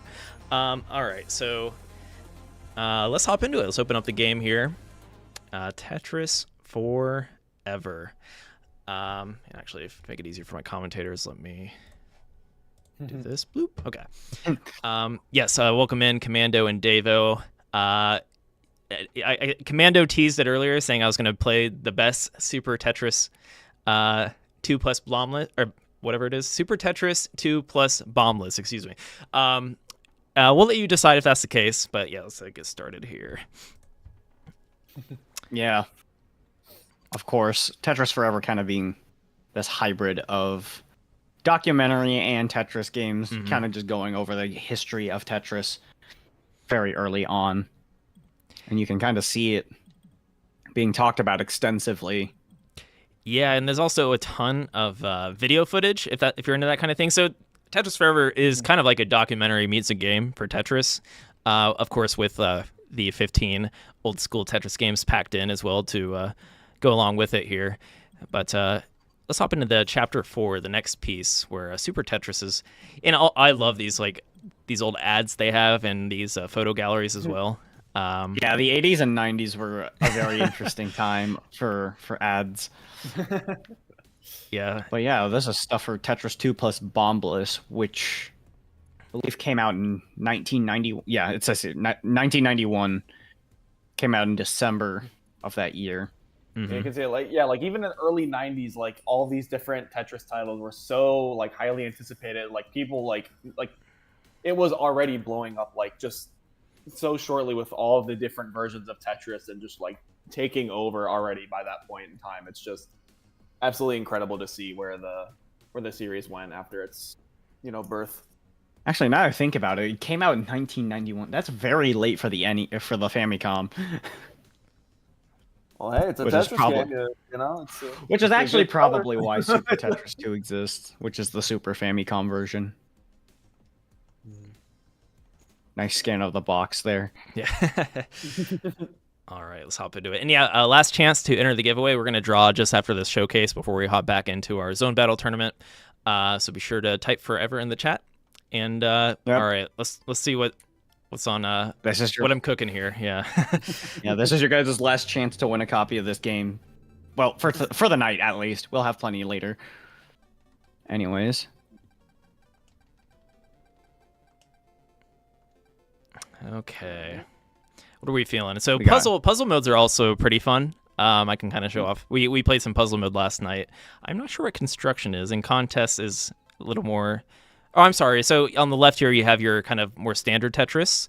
So let's open up A-type level. Oh wait, that's the music. Is it the music? Oh, I'm not sure actually. Let's see what A-type 10 is. Ooh, A-type. Ooh. Seems to be doing pretty good. We got the next piece. Oh, there's a little bit of gravity to the piece. Like there's a little bit of weight to the pieces. It's kind of the FPS on the pieces is a little higher than I realized. Yeah, it's like it's like a lot smoother than anticipated. They got to make sure if you're getting that like 6 frames of DAS, you're getting exactly 6 per. See if we can get a Tetris here. But the piece rotations are actually like surprisingly smooth. Yeah, it actually feels great. The animations look good, yeah. And I just so happen to be using the Hyperkin controller we were plugging earlier, so I can vouch for it. Could count to 4. There it is. Boom, Tetris for Austin. I'm kind of curious how high speed it gets now, just for the sake of time, because we only have so much time here. Let's just see what level 20 is. Oh, whoops. Is it like okay, you're gonna have to top out again. Old school menus here. There we go. Mm-hmm. Ooh, number 1, baby. Told you guys I was the Beautiful best high player. score. Yeah, like I said, we've see? been seeing some fantastic plays. Oh, I am backing out. There we go. All right, level 20. What do we got? Going hardcore here. It's not It too does allow bad. you to slide the piece a little bit too. It does. once It does drops. give you some sliding, yeah. So somewhat forgiving. Oh wow. Wow, The that, three yeah, that S's in felt a row. little. Yeah, that felt lenient. Ooh. Look at that. Look at that. Look. All right, interesting. Beautiful This placement. this is actually my first time playing just OG Tetris on here, so pretty cool. And we definitely want to check out Bombless, as it's kind of a cult classic, right? Yeah. So there are the bomb blocks within your Tetraminos, and yeah, we'll cover it here in just a moment. Let's actually do puzzle mode. We'll see if we can team up here and solve a puzzle. All right. Yeah. How hard do we want to go here? Do we want to embarrass ourselves or? I have no idea. what- Here, we'll start with the easiest one, and then we'll do the hardest one. How about that? All right. Are we gonna solve the hardest one? Or is that like too That's a much for great giving away question. the end content? Oh, okay. So we have to. So I'm assuming we would have to clear a line Yes. here. So we had 2 pieces. We have to have the board cleared. Oh, actually, it failed it. Oh. Ooh. Oh, I think it's because of where the bombs Yeah, are. yeah, It's you're because right. where the bombs are placed. It will clear. Okay. So where do I want to put? I want to put this here, right? Let's see. Am I wrong? I think that's about where you put them last. Oh. Yeah. wait. Okay. I said Okay, I would. so- I picked the first one not to embarrass myself. That's not going well. Okay, so I need to. What do I have to do? Oh, how about this? Yeah. Maybe like that. Yeah, because that'll get at least 3 from. Yeah. There we go. Excellent. I don't. Mhm. Excellent. Ooh, we have a little Alright. Tumino Oh. there. And okay. And then Don't Oh, do, I'm like, gonna be the- looking- Okay, I guess we are doing the last. I was gonna say It's not don't give away the last puzzle, but I don't know. Oh, I'm not gonna be able to solve this it. look. Ooh, this is gonna look- 28. You can look at your whole. Just 28 pieces. Oh my goodness. All right, hold on. 28 pieces to demolish an entire column. That's gonna be. Let me go pull up the graph paper. Hold on. Here, I got it. I'm on it. Don't. No, I got it. Don't worry. Let's see. Totally. Well, it's a good start. Actually, that would be poetic if it was just like a bunch of the other puzzles like all combined into one, and you just like did them over and over. They Ooh, like lined up Interminos. perfectly. Ooh, that's not gonna blow up everything. Yeah. Yeah, they've got pieces of all kinds here. Oof. That's I'm gonna be getting tough. some. I'm getting some connected Yeah. versus flashbacks over here now. Yeah, I didn't know Capricorn was in this. There's no way I'm And that solving didn't this even- at this point. So, Yeah. okay, we're gonna top out and do the drawing for the giveaway. So this is Tetris 2 plus Tetris 2, Super Tetris 2 plus Bombless. I cannot talk. I'm not used to saying Bombless at the end of Tetris. So, all right. So we have 122 drawings, and we're gonna draw in just about 5 seconds here. Last call, and then we'll hop back into TECWC. Yep. Type forever now or forever hold that eyepiece. And the winner is Drum roll. GD Miuri, who I believe was playing earlier in our Zone Battle tournament. So we got a authentic tournament participant winning today. I believe I saw that user in the Discord earlier. So congrats. Feel free to DM me on Discord, and I'll give you the code following our stream. Congratulations. Congratulations. And And yeah, enjoy. And we will continue to give away Tetris Forever codes throughout the final stream. So be sure to tune in next few weeks if you want your chance of winning a code. yep. Okay. Stay tuned. Now for I know Davo and Commando are eagerly waiting to talk about some zone battle. Let's take a look at our bracket. So take it away, you two. All right. So yeah, before the break, we saw some fantastic matchups. We saw shakeGohan and Nakagiiroha. Kind of a complete shutout from shakeGohan there. Uyeshota doing a great demonstration against Zin.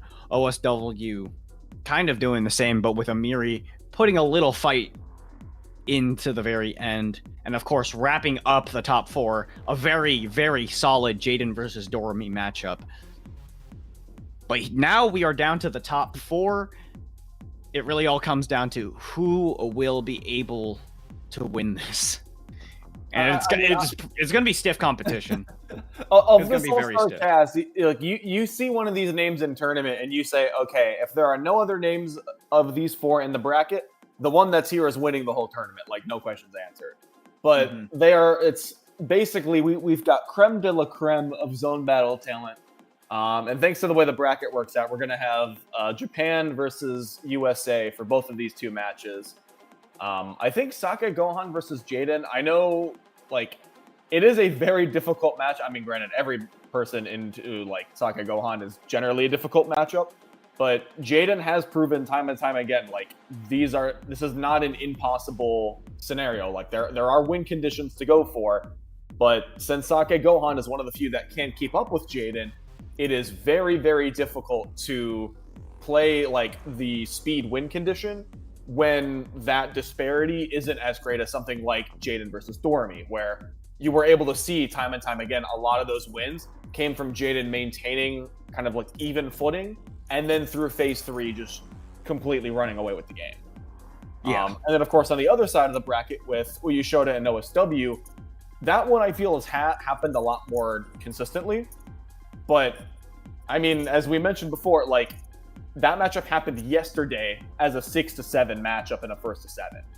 You really can't get any closer than that. Like, that, it's just OSW has kept it getting closer and closer to some of the level of, like, the once kind of like untouchable Japanese talent. I mean, we saw them last year 5-4 over Araki and take a handful of games over Uyeshota. Like, this could be the turning point for OSW to, like, really start taking these, big steps and big wins over big players. And I mean, if they're able to pull off the upset tonight, that would probably be one of the biggest upsets of the year, if not all of TEC in general. But we're getting dangerously close to that point. Yeah. But here we are, off to the races. SakeGohan already putting a commanding presence over Jaden right now. But Jaden entering zone very quickly. Probably thanks to her. That was a very quick. Of cheese to have in phase 1. Unless that was phase 2 and I missed it. Hold on, let me go. Like, not even 30 seconds passed until Jaden, like, went into zone and completed it. Oh, ooh, wow. A 65 herb. Okay.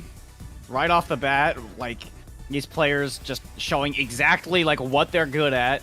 Jaden with her speed, SakeGohan with his oh no, the eyepiece! Oh, that would have been perfect for that garbage well, and it would have, but it's so hard to tell how. Oof. All right, there's a little bit of time. Well, these misdrops are a bit rough, and it's a little bit too much for Jaden that round. But look at that speed, outspeeding SakeGohan that round. Again, like, anyone who's able to, like, these players are able to keep up with each other in terms of speed, and, like, that, it's insane to think about, but these are probably 2 of the fast, if not the fastest 2 TEC players. Jaden with the all clear on the Tetris out of that 6-3. Definitely the PPT sprint practice is helping there with the amount of all clear fighting that's required for that. Actually going to get the color clear as well, as I call it out a second time. Yeah, unfortunately, so there is still... The all clear is here. Yeah, there is no benefit to a color clear, though. 54 attack. What is SakeGohan going to pull out? A nice 63 attack. Oh, no! Okay, there's enough room for Jaden. No, Jaden's still good. Jaden's still good.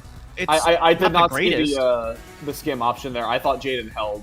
I was like, oh, yeah, that's not... No, that's fair. But yeah, no, Jaden, again, with that garbage, has managed to survive. Very nice on the forecasted STSD.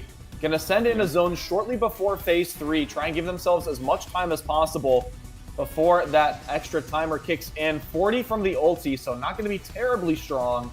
But that's still a lot of damage for SakeGohan to deal with. Jaden with a nice anchor to get that Tetris. Gonna be able to just keep playing clean. Oh, beautiful spin there. 68 from SakeGohan, and this is 2.5 seconds. Oh, that was done so fast, and Jaden just has nothing to react to. Oof. Good me. There are not many people that are going to match Jaden's speed and also get near that one attack per piece, but shakeGohan is one of the players that you'll be seeing consistently whenever they decide to show up to the event. You know they're going to be playing fast, they're going to be playing efficient, and they're going to be a lethal menace to anyone that's in their bracket path. Yeah. And I mean... Oh, wow. Ooh! We got the swag tower into C-spin finish from shakeGohan to keep it clean. Jaden takes Jaden had a misdrop there. Oh, that is...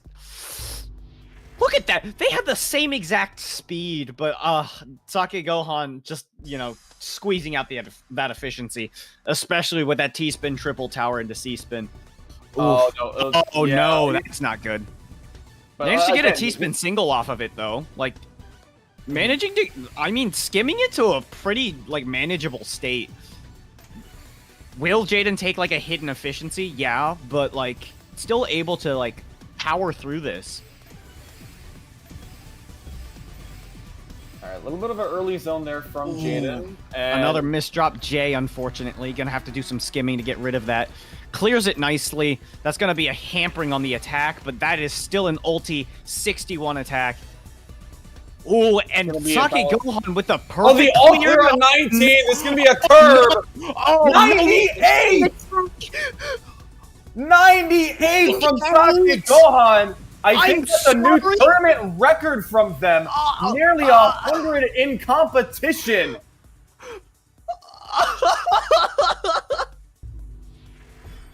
That was disgusting! That was absolutely disgusting! Have mercy! Sometimes, I know we have a habit here on the TECWC casting metaphorical booth, right? Of being utterly speechless. But there's a couple times where I think it makes sense. What else are you supposed to say about that? shakeGohan found the exact state to be in, started PC looping, and then got 98 attack out of nowhere? Oh my goodness. Have mercy. Oh, we have not seen zone numbers that high since Araki has been playing consistently, and even then, goodness, actually, we have seen insane numbers from Araki, but Araki didn't. I don't think Araki got past 90 in the Square One sets and things like that. I think Araki got a high 80, but that was realistically. Araki's also had plenty of clips with 100+ attack, but that is still extremely impressive to just pull out of the blue.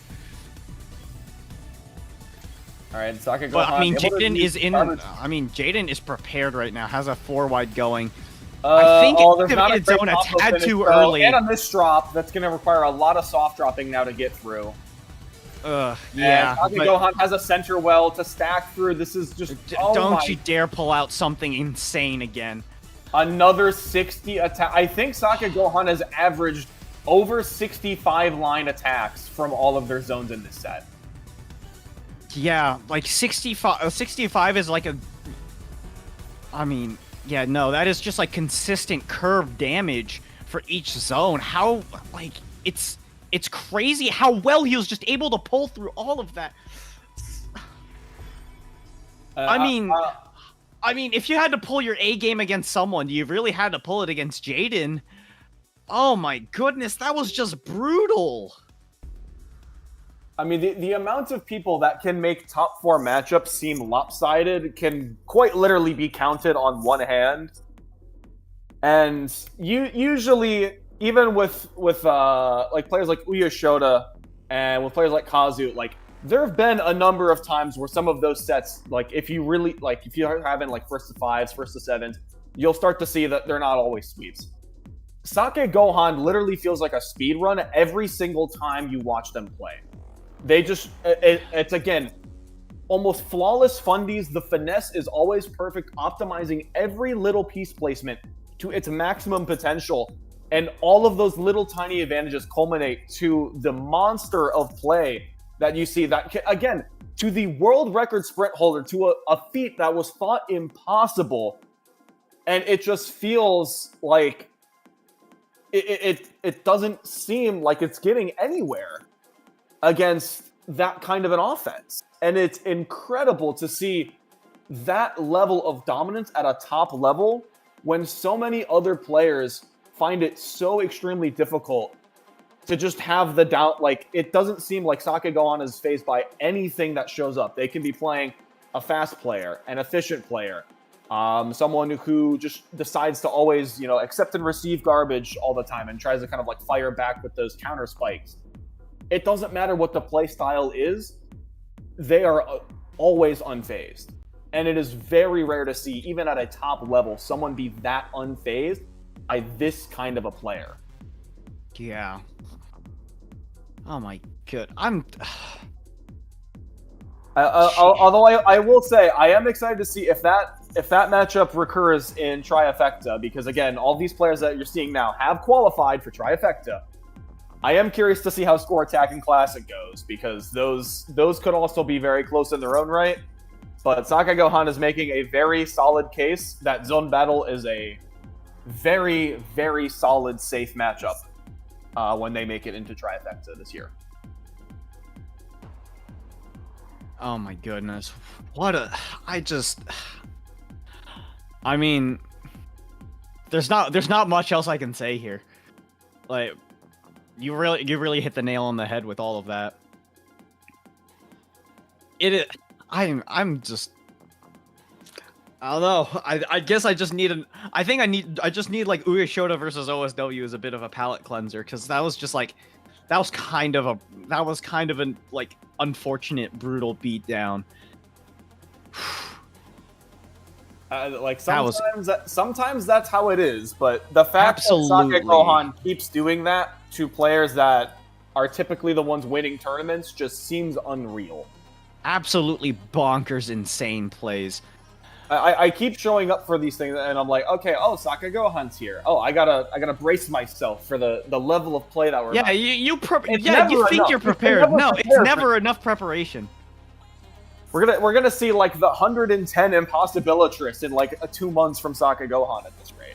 Like, that's the only place to, like, you can't go further up than just we're gonna see a free final 22. If that happens, I think I would legitimately just pass out. Please be careful, Commando. Make sure you stay hydrated. I'm well hydrated. It does not matter. If someone pulls out a play like that, I would probably just already be on the floor. Oh my. That, like, there is no amount of like reaction to give to that, to a play that like monumental, that extreme. Like, it's just there's nothing else you could really do aside from just completely lose your consciousness. Anyways, we're gonna have to see. We're gonna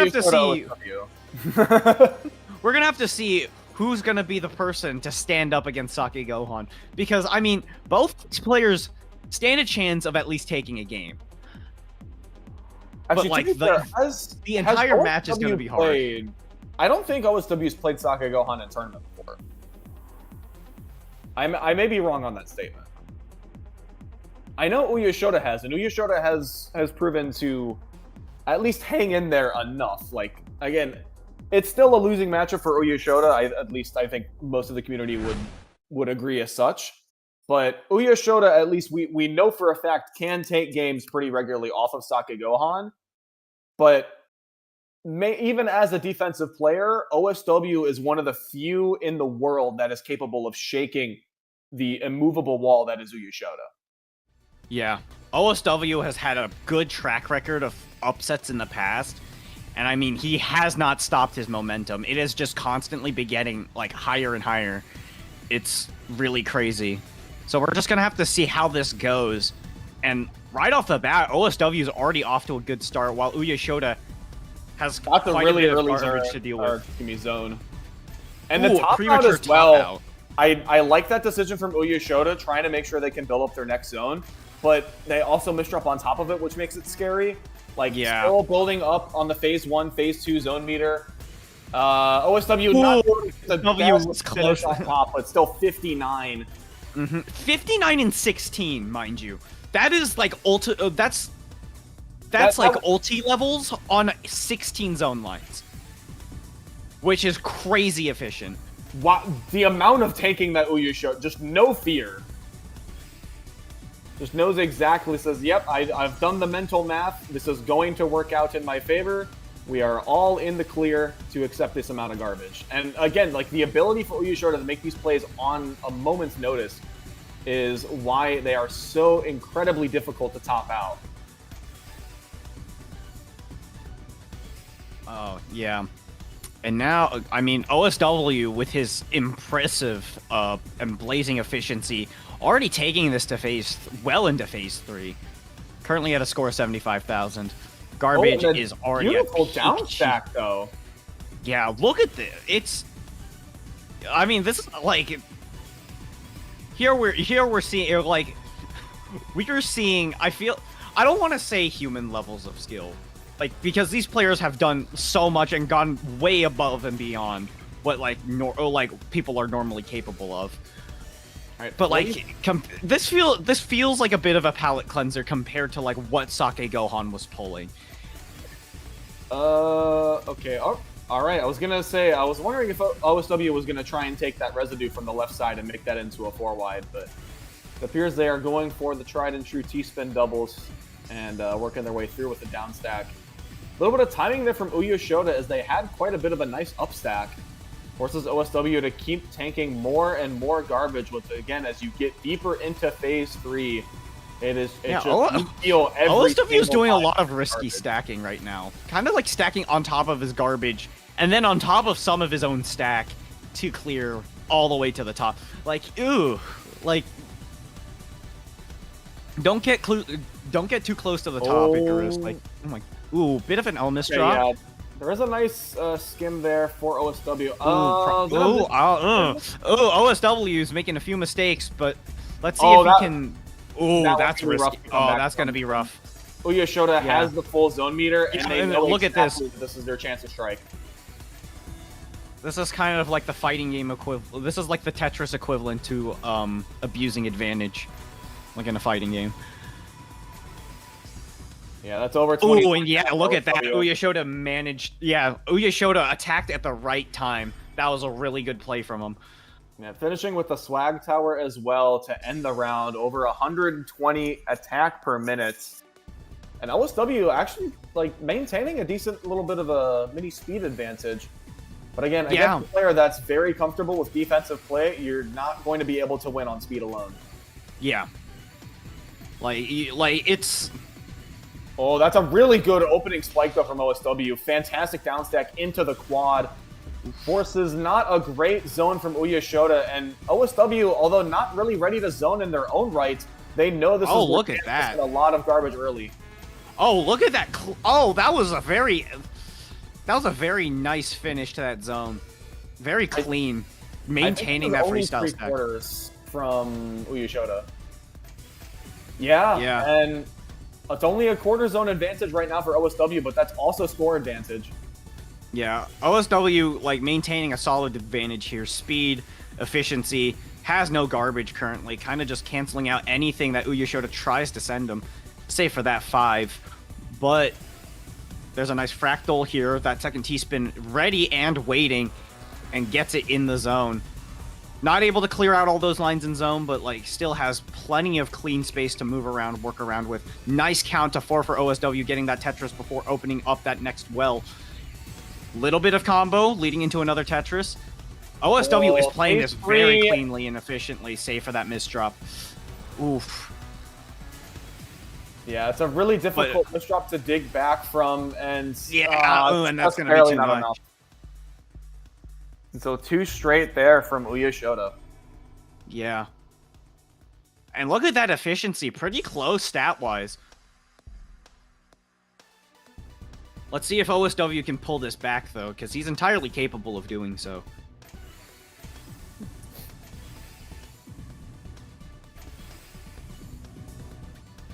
We're going on with our typical 6-3, both Uyeshota and OSW well-versed in the art of 6-3 stacking. A little bit of early damage taking there from OSW. Able to recover, Yep, and okay. again, beautiful job of opening that stack. 7-2 is almost perfectly clean. Uyeshota's going to be the first one to zone, in fact. Yeah. And that zone finishes with a nice solid 59 attack. Let's see what OSW can do with this efficiency.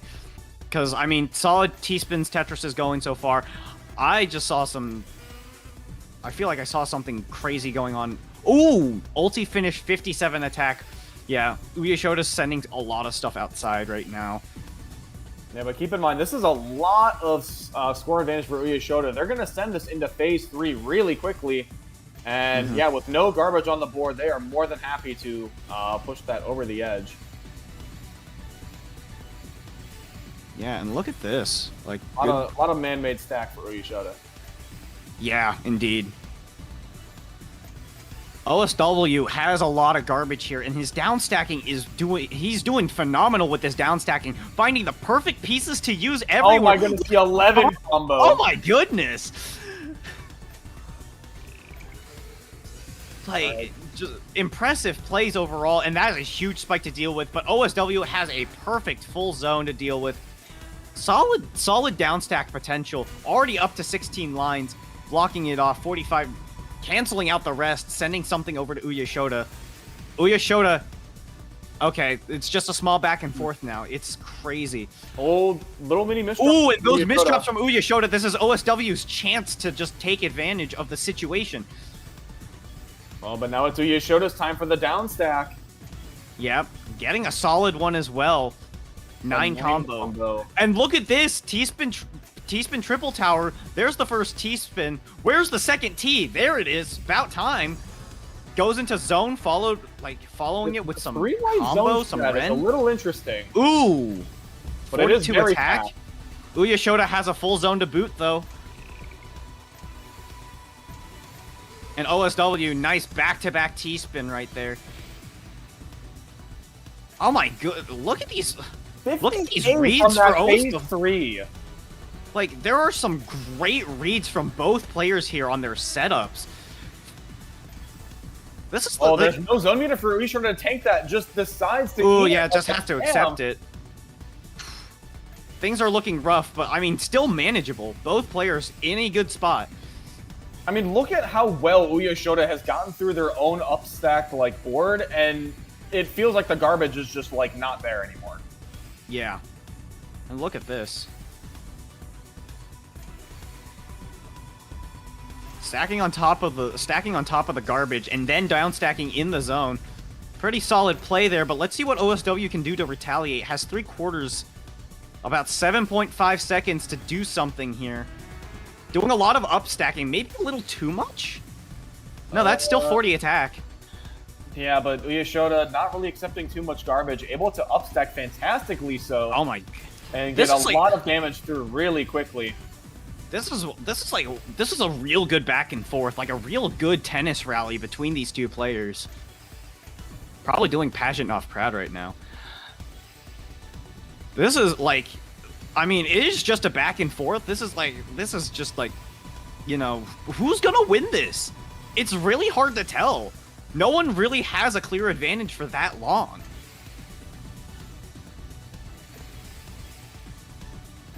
Oh, a little misdrop there from OSW. But that's a full zone, starting it with a T-spin double. Oh, but Uyeshota had a little bit of a misdrop on their own stack too, but with this ooh, that eye did not go where OSW wanted it to go. But I mean, still kicking it over, still getting 17 lines, 42 attack. What can Uyeshota do here? Oh, the L misdrop. 44 attack, still sending garbage over to OSW. No signs of stopping. We are now almost 5 minutes into this round. Like, what is going on? Another down stack from OSW to keep themselves alive. But it's been absolutely yeah, look at this. Perfect pieces. Enough room to do T-spins. For most players, there would be no room for T-spins, but this is OSW we're referring to, and there is always room for T-spins. Ooh, that Z misdrop. Is that going to determine the fate of this round? It is! Imagine that! A 5-minute round ending with a Z misdrop. Had it not been for that, I feel like we would have been here another 7 minutes. Like you can see as well, like Uyeshota is not really falling that far behind, but their efficiency is off the charts, making sure to get as much out of these zones as humanly possible. Yeah, Uyeshota's running away with the lead here, but OSW is showing that he can put up a fight, and he's not going to make Uyeshota get this win easy if he's going to get it at all. All right, a little bit of an early zone from Uyeshota. Misdrops a couple on the left side, which is really going to hurt that zone efficiency, especially because they can't really reliably top out early. All right, and this 46 attack to start off the zone game. OSW, what is he going to do? The answer? Play clean and efficient and all the way up to 17, getting the ulti 58 attack. And that is a huge spike. Uyeshota, yeah, has no choice but to either enter zone or face the consequences. Oh my goodness, PC for OSW. Look at that, another huge spike to deal with. But not going to be able to find anything immediately. That is, I mean, that is still clean garbage for Uyeshota to use as retaliation. It's still phase 2. Oh? And yeah. OSW tanks immediately sends it into phase 3. Beautiful timing. And the unfortunate timing of the misdrop there from Uyeshota really going to put them on the back burner right now. Yeah, Uyeshota on the ropes right now. This could end terribly. But I mean, both Uyeshota and OSW have shown one thing, and that is they have a lot of downstacking prowess. They are able to just keep things going, even when it looks real tough.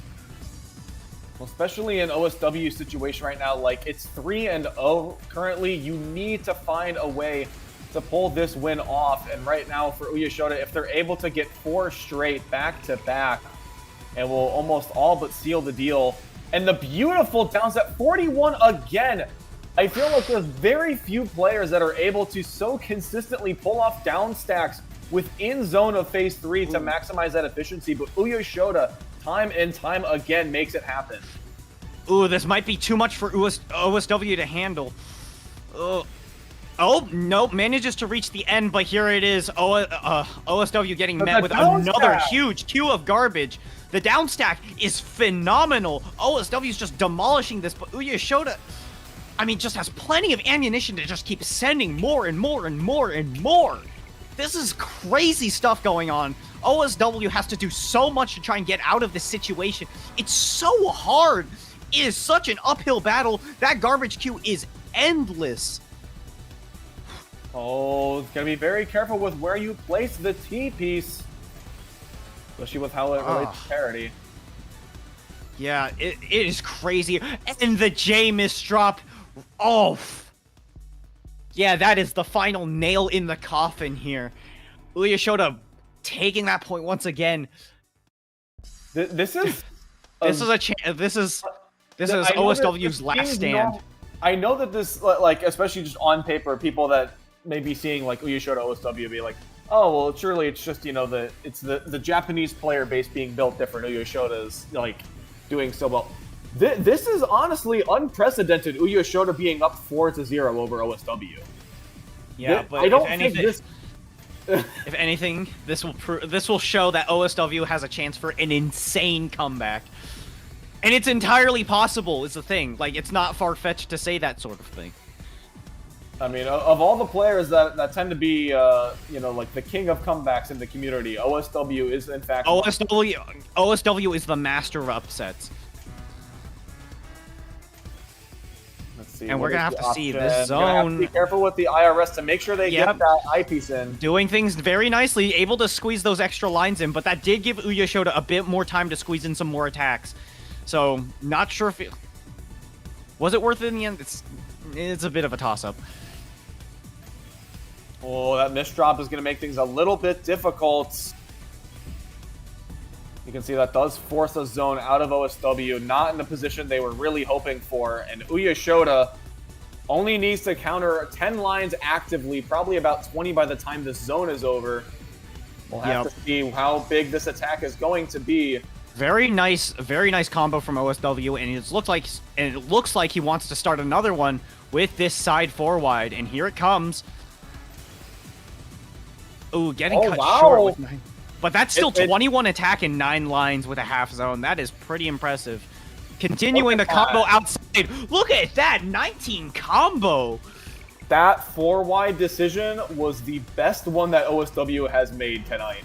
And it has saved that was a very good decision. And look at this. We're in phase 3. Like, 2 minutes in, Uyeshota's already 100,000 points. Beautiful. And look at that, very nice. OSW. Yeah, I was just about to say. Hey, same brain. Great minds think alike. Yeah, I mean, what do you expect from two Davids? Fair enough. But here we are. I mean, into phase 3. Both players kind of just... This, like, I feel like this is a very nominal state for players to be playing in phase 3. Like, OSW is very risky towards the top, but, like, overall... Okay, he's greeting a little too much. A little too, like, too past comfort. Well, this is going to be a really strong zone right now from Uyeshota at 1958. 58 attack in phase 3. That is disgusting. And it looks like OSW is going to rely on the outside of zone 4-wide to help a little bit with this damage outputs. Yeah, that is a lot to cover, though. OSW got met with a lot of relentless attacks from Uyeshota. But OSW able to mitigate a good majority of it, still has a lot on the board. It's gonna take a lot more than just Ren gaming, my friend. Well, we have a little bit of mid-game downstack. Perfect 2x2 on the garbage to help out with that thing there. Yeah. Manages to clear out a good chunk of that attack, but Uyeshota still has room for more. OSW is gonna have to pull something extreme here, or Uyeshota's gonna have to get extremely unlucky. Those T-spins really hit OSW, actually. Uyeshota has no choice but to zone here, or just, you know, have to lose it all. And they'll probably counter the full board. Yeah, so 32, but keep in mind, like, OSW spent like 20-ish lines with barely a quarter zone to their name. Yeah, OSW playing really good here, really doing great with survival. I mean, that's what the S stands for. Oh my goodness. And a little bit of mini downstack combo as well. Gonna have to do an S-spin to clean up that misdrop. Deciding to play has a full earlier rather than later. Nice T-spin single to boot. Few misdrops. Things are a bit dicey. Looking to get an L piece to spin into there. And there it is, yeah.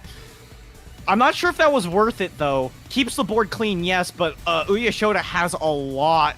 Oh, never mind. Only 36. Those misdrops on Uyeshota and not able to get to that. Uyeshota's starting to slip, it seems. I mean, to be fair, it's been a long set. I don't blame Uyeshota for not being able to. Yeah, it's been so long. Like, even this, like, it says 4-0 here, but it does not show the fact that Uyeshota had to spend a good amount of time trying to beat OSW for each of those rounds. It's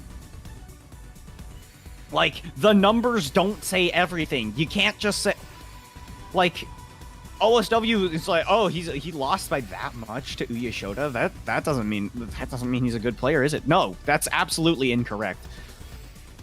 Someone, like, you need to watch the match to know that the numbers don't mean everything. And OSW is really proving that with how much of a fight he's putting up here, setting up another side 4-wide. Oh, that's a bit of a J misdrop towards the top, but I don't think that's going to deter. OSW, you got to stop stacking for that 4-wide, man. You got to keep going. You got to start down stacking now. There's no other room for you. What is the option? Oh my goodness, the beautiful into zone? OSW needs another 4-wide. It was a huge Q for you there, Chief. Are you gonna be able to survive this? I don't think. They're prepping the downstack. They intentionally delayed. Do you have the room for that? No, I didn't think so. Oh. I feel like OSW stacked a little too much into that side 4-wide and then messed it up. Kind of invested a little too much into that, but that is going to be the end of this match. Uyeshota versus OSW. You don't expect sweeps to be so nail-bitingly close. We have seen two sides of the 5-0 coin. We saw shakeGohan completely annihilate Jaden. in his match against her in the semifinals. Meanwhile, here we saw probably one of the closest matches so far, only for it to end in a sweep. 5-0 means nothing in words. You have to watch the match to know exactly what happened, what led to this moment. Uyeshota swept, yes, but OSW made him fight for it. There is no other way to put it. I will say, at least in comparison to OSW's previous gameplay, I do think they had a little bit of trouble managing like the misdrop fixes. I think they seem to be a little bit more difficult, kind of like working around that. And for the most part, you could see like with some of the like 4-wides, that was their attempt to kind of like just get a little bit of a higher damage output and focus on, you know, the zone management and the board state a little bit later. But I feel like Uyeshota, like being in the driver's seat for that much of the set, like obviously, yes, it was no easy task, and playing 1 APP at that speed is an insanely difficult task. And I mean, to be fair, it was, you know, a little bit of extra credit, probably closer to like 0.9 rather than 1. But still, the ability to play that efficient against OSW and make a set like that turn into a 5-0 is honestly that's more impressive, I think, from like Uyeshota than it was that we've seen from some of their recent plays. Like that is a very solid performance, and if they continue to play like that against shakeGohan, this could be a very interesting winners finals match. Yeah, I mean we're seeing a run. We're already seeing a run back from Tetris from the block party tournaments. Actually, was it Uyeshota shakeGohan and block party? I think it was, right? Yeah, like we're seeing a rematch, and I mean we've all like I think we've also seen this match quite a few times before. Like there is a bit of a story behind this, but like, oh.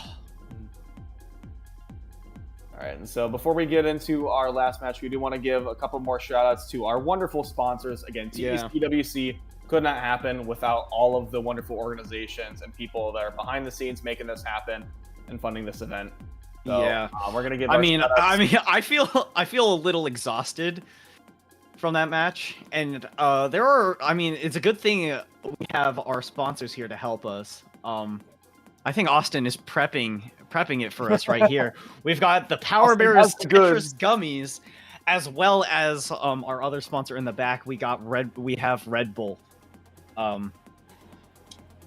We are going to be providing. Thank you for the wonderful presentation of stuff.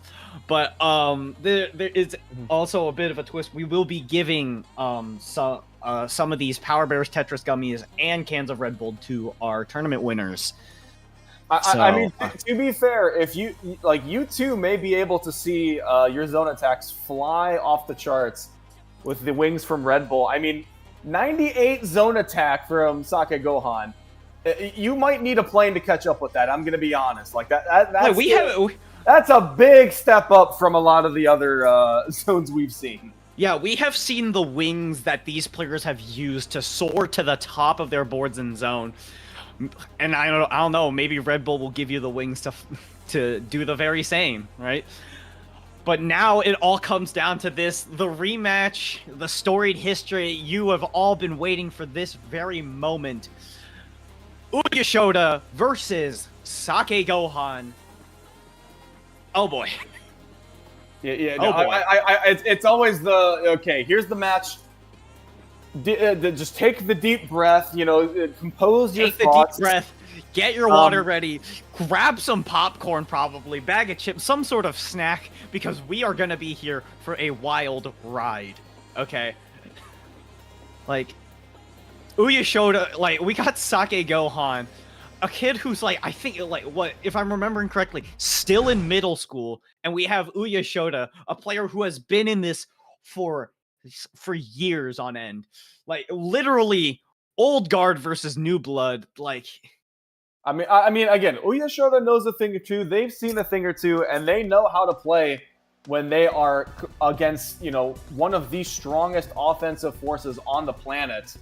But shakeGohan is going to be most likely unfazed if we've seen anything from... Okay, well, I guess we're just seeing an STSD with no fear. So, yeah, my initial hypotheses turn out to be looking pretty good. And Uyeshota with a few misdrops at the start here. That's not a great look, especially oh, towards that Doremy. Kino was gonna force a top out. Oh, come on. No, this one. Wipe this from the records. Let's run that back. Let's run that back. That's not the Uyeshota we know. Like everyone runs into mistakes. That is that is just what happens. Uyeshota can run this back. We need to give him another chance. But again, if anyone's gonna make sure to capitalize on any weakness that they can snuff out, it is going to be shakeGohan. Absolutely. Honestly, I feel like it stops being reaction time at some point, and they just play offense. There is no end to the offense, so therefore they are always giving the perfect punish at every single moment in time. Already perfectly. And then we have a little bit of LST stacking from Uyeshota. I know one particular enhanced member is going to be very happy about that. Oh, shakeGohan, little misdrop 55 on the... attack and 17, a bit of a misdrop. Excuse me. And 51 from Uyeshota, but done with a little bit more extra credit outside of zone. Yeah. However, it's looking like there's the evenness we were looking for last round. No misdrops, no mess ups. We've got exactly what we needed here from Uyeshota. Uyeshota doing his best. And there's that classic Uyeshota timing, knows exactly when they can tank some extra garbage and when they need to focus on countering. And the bell has rung, the cheese is being rolled out as we speak. And very nice T-spin single, that's going to lead to a count to 4 situation from Uyeshota. A little bit awkward on the side, sets up the Kaiden to help keep that stack clean. shakeGohan 12 lines into this fantastic zone. Looking to see if they can go for potentially more. Gonna get the 20 for another 60-line Ultimatress. Lots of cheeky T-spins here from Uyeshota. Lots of singles there. I mean, did a good job in terms of zone damage, and that's gonna help. shakeGohan with a nice C-spin, that T-spin triple into T-spin double. And Uyeshota with the STSD. Gotta love seeing those T-spins back to back to back.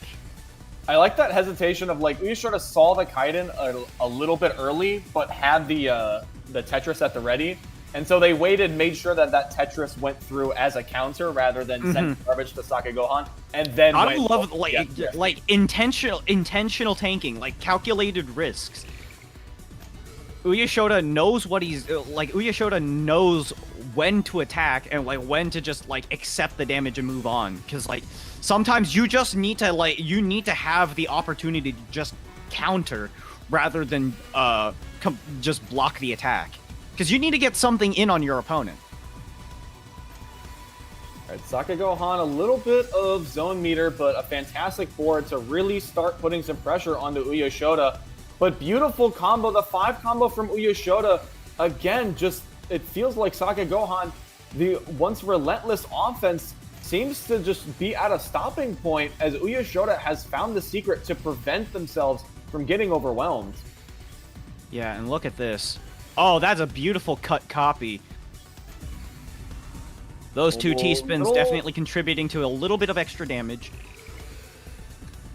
A little intrigued by that one there. 14 lines from shakeGohan, still looking to go even further beyond 20, 59 out of the ulti once again.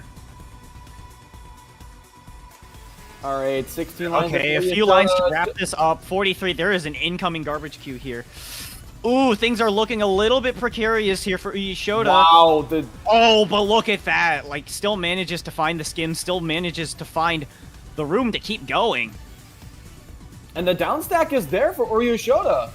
Yeah, like, still in this.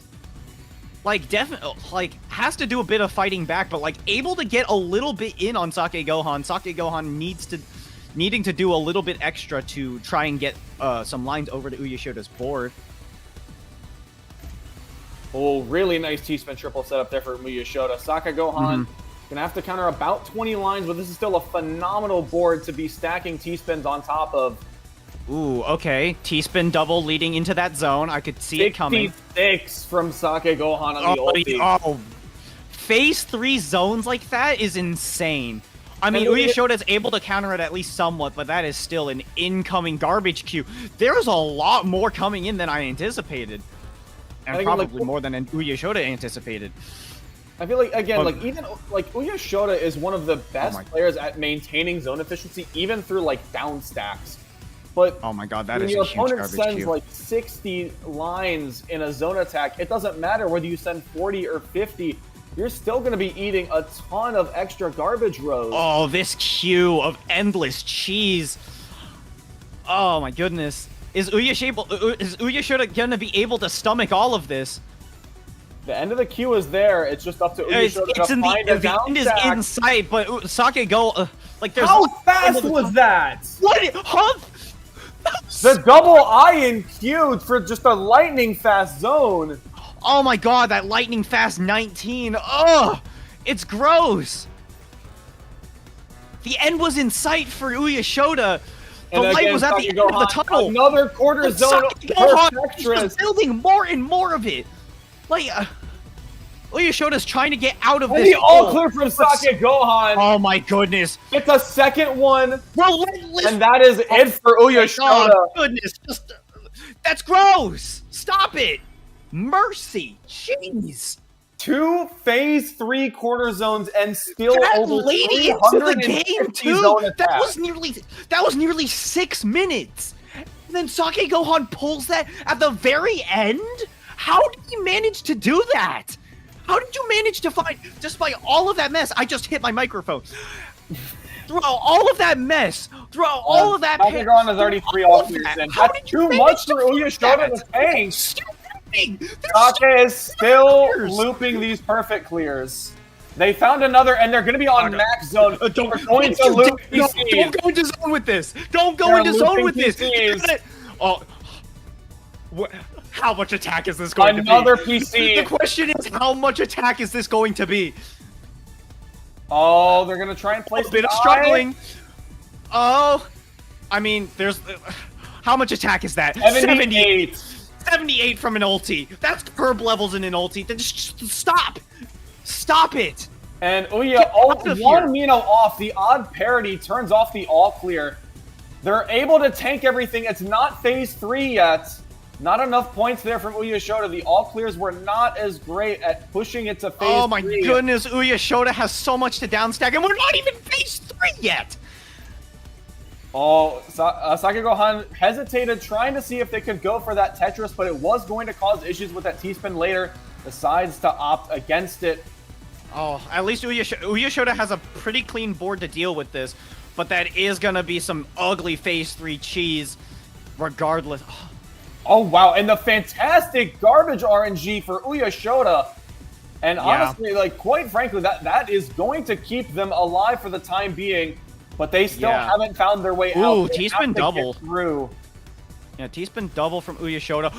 Wow, very good donation. You need as much attack as you can get in this situation. That was a really good find from Uyeshota. Oh, SakeGohan only has to counter 20 lines, sends back 53. And so we're gonna need over a full board from Uyeshota in 2.5 seconds, and I don't think we're gonna get it. It is back to the down stack era. SakeGohan is pulling out all the stops, playing this game at full blast. It is actually, it's like so absolutely astounding how many perfect clear SakeGohan got in a row from like the match, like from the last round and then the round before. 7?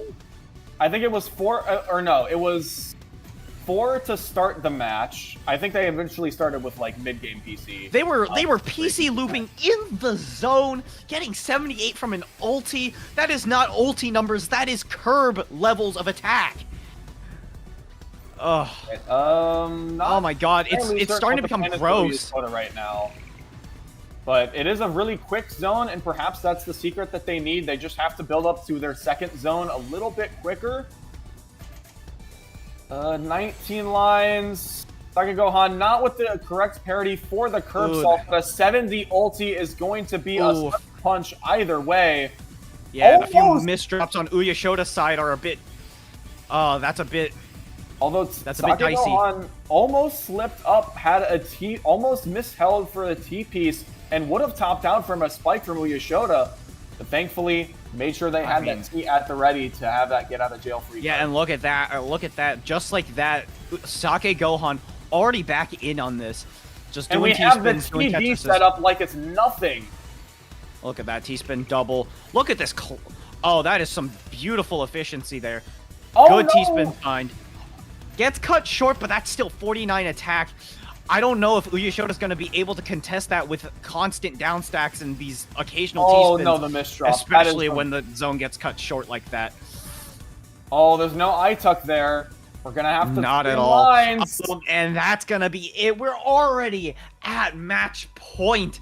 SakeGohan going to be sweeping the second seed in the finals against Uyeshota. SakeGohan has not dropped not even just set, has not dropped a game. Yeah, it's looking like how super Shocky was in score attack. And I mean, it's absurd that we're starting to get to the point where our winners for the trifecta brackets have just been so dominant in their game mode of choice that they do not drop games outside of it. But I mean, hey, at least Trifecta will show who's the most well-rounded. Starting off the zone with another perfect clear. Oh, SakeGohan, I think, misses the second all clear.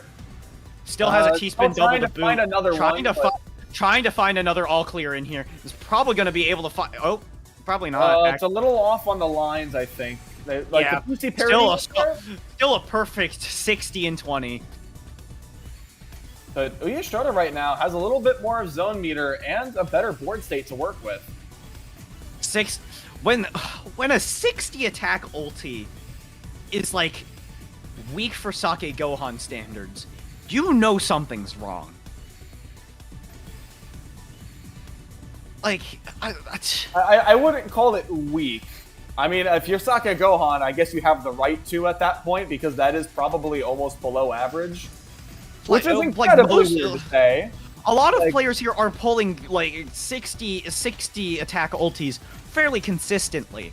SakeGohan goes above and beyond that basically every single time, so seeing a 60 there is kind of surprising. But at the same time, he was it was a little bit screwed on piece-wise. From Uyeshota. Managed to salvage it though. That was a really good recovery from Uyeshota.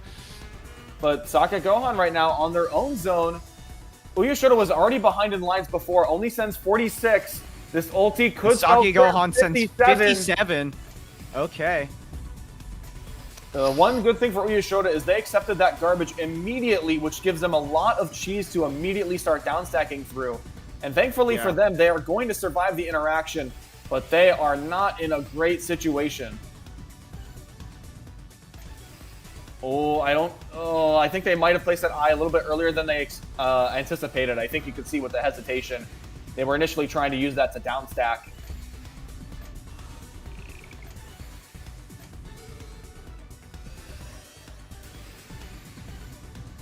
Okay. Oh my goodness. Uyeshota has a huge queue of garbage incoming, but this is a situation not unfamiliar to Uyeshota. Wow, gonna accept all of it. So much. A lot of down stacking to do. That is a lot of cheese to just completely dig. Oh, but low misdrop on SakeGohan's board. Yeah, Uyeshota's probably gonna use that to his advantage. The slightest bit of slowdown is everything Uyeshota needs, but he still needs more. I mean, again, there are not many players that are going to be able to regain a level of comfortability in their stack with one or two misdraws, but Uyeshota is a player that can definitely make that turnaround. And I think you definitely just saw that in real time. And there's the STSD. And there's an STSD, yeah. Oh no, tries to make the dono with the Z. And there's a T-spin triple into C-spin for SakeGohan. Oh, and it's going to be another T-spin. It's going to be more T-spin triples. It's going to be more. It's going to be. Oh, okay, they're going for more. They were trying to get us. They were trying to get a curb or something, but that's still 56 attack. That's going to be a lot for Uyeshota to deal with. Doing a lot of good down stacking here, but I don't think that's going to be enough efficiency to keep going. Oh my! Yeah, that is still a queue of garbage. Though. There is the end is in sight though. SakeGohan has a clean, purely man-made stack here. All right, and here comes the down stacking from Uyeshota. Never mind, we have the T-spin triple set up. I mean, Uyeshota needs every single little bit of efficiency he can get. Oh, only able to get that one T-spin in the process. Yeah, that's gonna be a bit of a mess.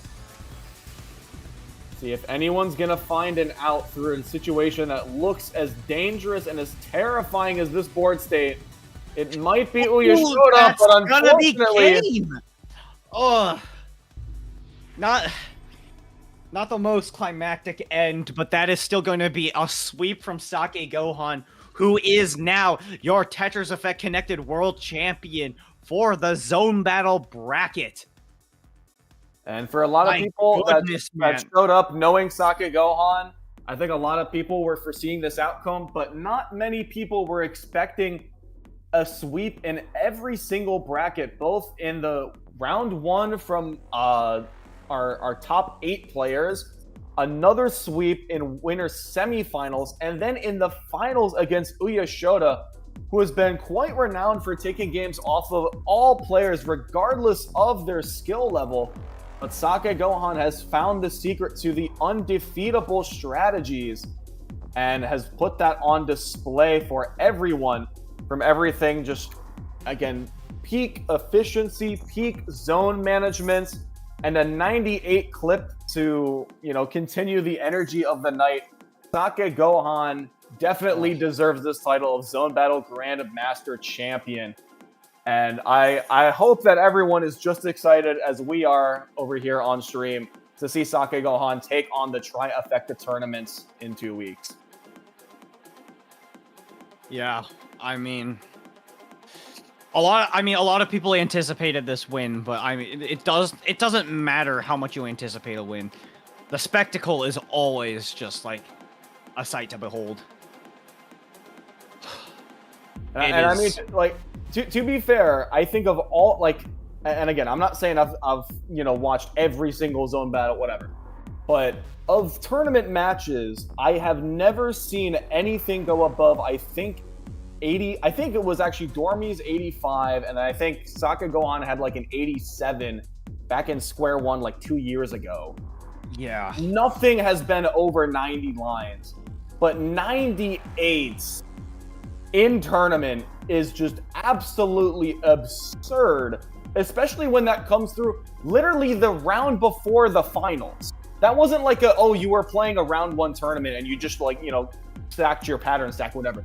That was just a raw, authentic 98 lines of sheer efficiency. Mm-hmm. Indeed. It was just nothing. Oh my goodness. I just can't say anything else other than there is a reason shakeGohan is considered the best of the best. And with that, with shakeGohan winning, he's gonna be getting quite a few things as a prize. Starting off, as we previously mentioned, he's gonna be getting that those little, I'm out of English. Sorry. Jeez. It's okay. Take your time. I know. It was a spectacle. I know. Bunch of stuff from our sponsors. There's the Red Bull. There's some cans of Red Bull. The Power Bears Tetris gummies. And also the AppMex coins and some stuff courtesy of Hyperkin. Of course, our sponsors just giving those prizes to our winners for each of the tournaments. Thank you once again to Hyperkin for providing some prizes, including the watch bands, which I did show off earlier. Coming in 3 different designs: the colorful Tetraminos, the beautiful purple to blue Tetris gradient, and the I Heart Tetris red heart design. Also available in the pixel art controller form. And there's, of course, the Tetris Effect Connected Switch carrying case. All right, that was insane, you two. I'll help you out since that was likely exhausting to watch for a second. But yes, I also wanted to mention that actually, you know what? I was going to mention something else, but let's bring up my camera. That's a good point, Commando. Let's mention that, yes, thank you to Red Bull and Power Bears Tetris Gummies for sponsoring us this year. Yeah, anybody that's placed in the top 4 of any bracket in the Grandmasters brackets will receive some Power Bears and some Red Bull. So if you're looking to up your game, if you need some help, if you need some vitamin C, E, we got you with some Tetris gummies. But oh yeah, I also wanted to mention that our merch store is now online. We did a soft launch today, so we'll be promoting it a bit more for our final few weeks of TECWC here. And these will also be in the player prize packages. They'll actually have a unique shirt with like their, depending on which top 4 they made it through. So say they made it through top 4 in Zone Battle, they're going to have a Zone Battle sleeve on the logo tee, for example. But do we have any photos of like the ones from previous years? Like I know Shockey's got like a couple of those from like Score Attack. I don't know if we have any. I don't have it on hand right here, but we'll likely have that ready here for the trifecta. I got this one right here for you, Davo, and we have some new items: mouse pads, tote bags, and different sticker lineup. The holographic sticker Tetramidian with all the. Oh yeah, that one looks very very nice. That one's super cool. And a little bit higher quality this year, so we have a different printing method for our shirts. So yes, the shirts will go a bit longer as well. So definitely check it out if you're interested, and if you want to support TECWC, we are happy to have your support. And yeah, I hope you all enjoyed that match as much as we did. That was absolutely insane. I played a lot of Zone Battle, watched a lot of Zone Battle, and I don't think I've seen anything. SakeGohan is just getting better, which is already crazy, right? I don't think I've seen anything that intense, or that onslaught of attacks against Uyeshota, who held that whole time, was just absolutely insane. But it's very rare to have a player that is so dominant in the #1 spot and still seems to be getting better. Yeah, we don't. I feel like the last time we've seen that is like, at least that I can't remember any scenario in terms of like TEC. I feel like some other games there's been like 1 or 2 players where that kind of happens, and those players tend to be very dominant for like multiple months, if not years, at that point, and it takes a while for people to start catching up. All right, guys, I think we're about to close it out. If you're here on the Twitch, we'll throw a raid somewhere. But yeah, thank you all for tuning in. We have no more tournaments to register for, but hey, you do want to tune in to Classic Score Attack next weekend on Thanksgiving break, that Saturday. Yeah. That's going to be also super crazy. First off, yeah, you mentioned SakeGohan is going to get to play in Trifecta. They got to top 4 in Classic Score Attack on our Block Party tournament, right? So across the board, they're going to be an insane competitor in that Trifecta bracket. So Super Shocky might be shaking a little bit if you're watching, but we'll see what happens. There's going to be so many great matchups in Trifecta this year. Yeah, we really need to see if Shocky can keep that title and get the trifecta. Yeah. The trifecta hat trick, whatever you want to call it. But Atris. Oh, should we add? Let's make it a quad. There's got to be a clever name for it. A Tet-effecta. I don't know what you want to call it, but we'll add Hatris as the 4th game as some kind of ace match. But all right, so thank you all for tuning in. Thank you, as you mentioned, to our sponsors, AtMex, Digital Clips with Tetris Forever, Hyperkin, Red Bull, Power Bears, and most of all, the Tetris Company for making this happen and providing our prize pools. Be sure to follow Tetris_official on their socials, such as Instagram. But we're going to call it here. Thank you all for tuning in. And until next Saturday, we're going to have Classic Score Attack, then Connected versus Teams Finals the following Saturday, and the following Friday, and then Trifecta that Saturday. So got a lot of great finals coming up. If you enjoyed that, be sure to tune back in and join the Enhanced Discord to receive notifications of when we are going live and such at discord.gg/enhance. I think that's it. So get some TECWC merch. I'm wearing some right now, this hoodie. And I will see you all next Saturday, or we can chat in the Discord. But Commando and Davo, thanks for joining.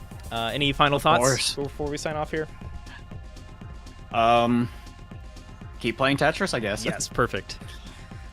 Thanks so much for watching, everyone, and tuning into this. And I hope that our next couple broadcasts will match, if not surpass, this stream. But with the gameplay we saw, that might be a hard task to accomplish. So. Great. Who knows? Have a good night, everybody. Yep, have a good night, everybody. See y'all next Saturday. Bye-bye for now.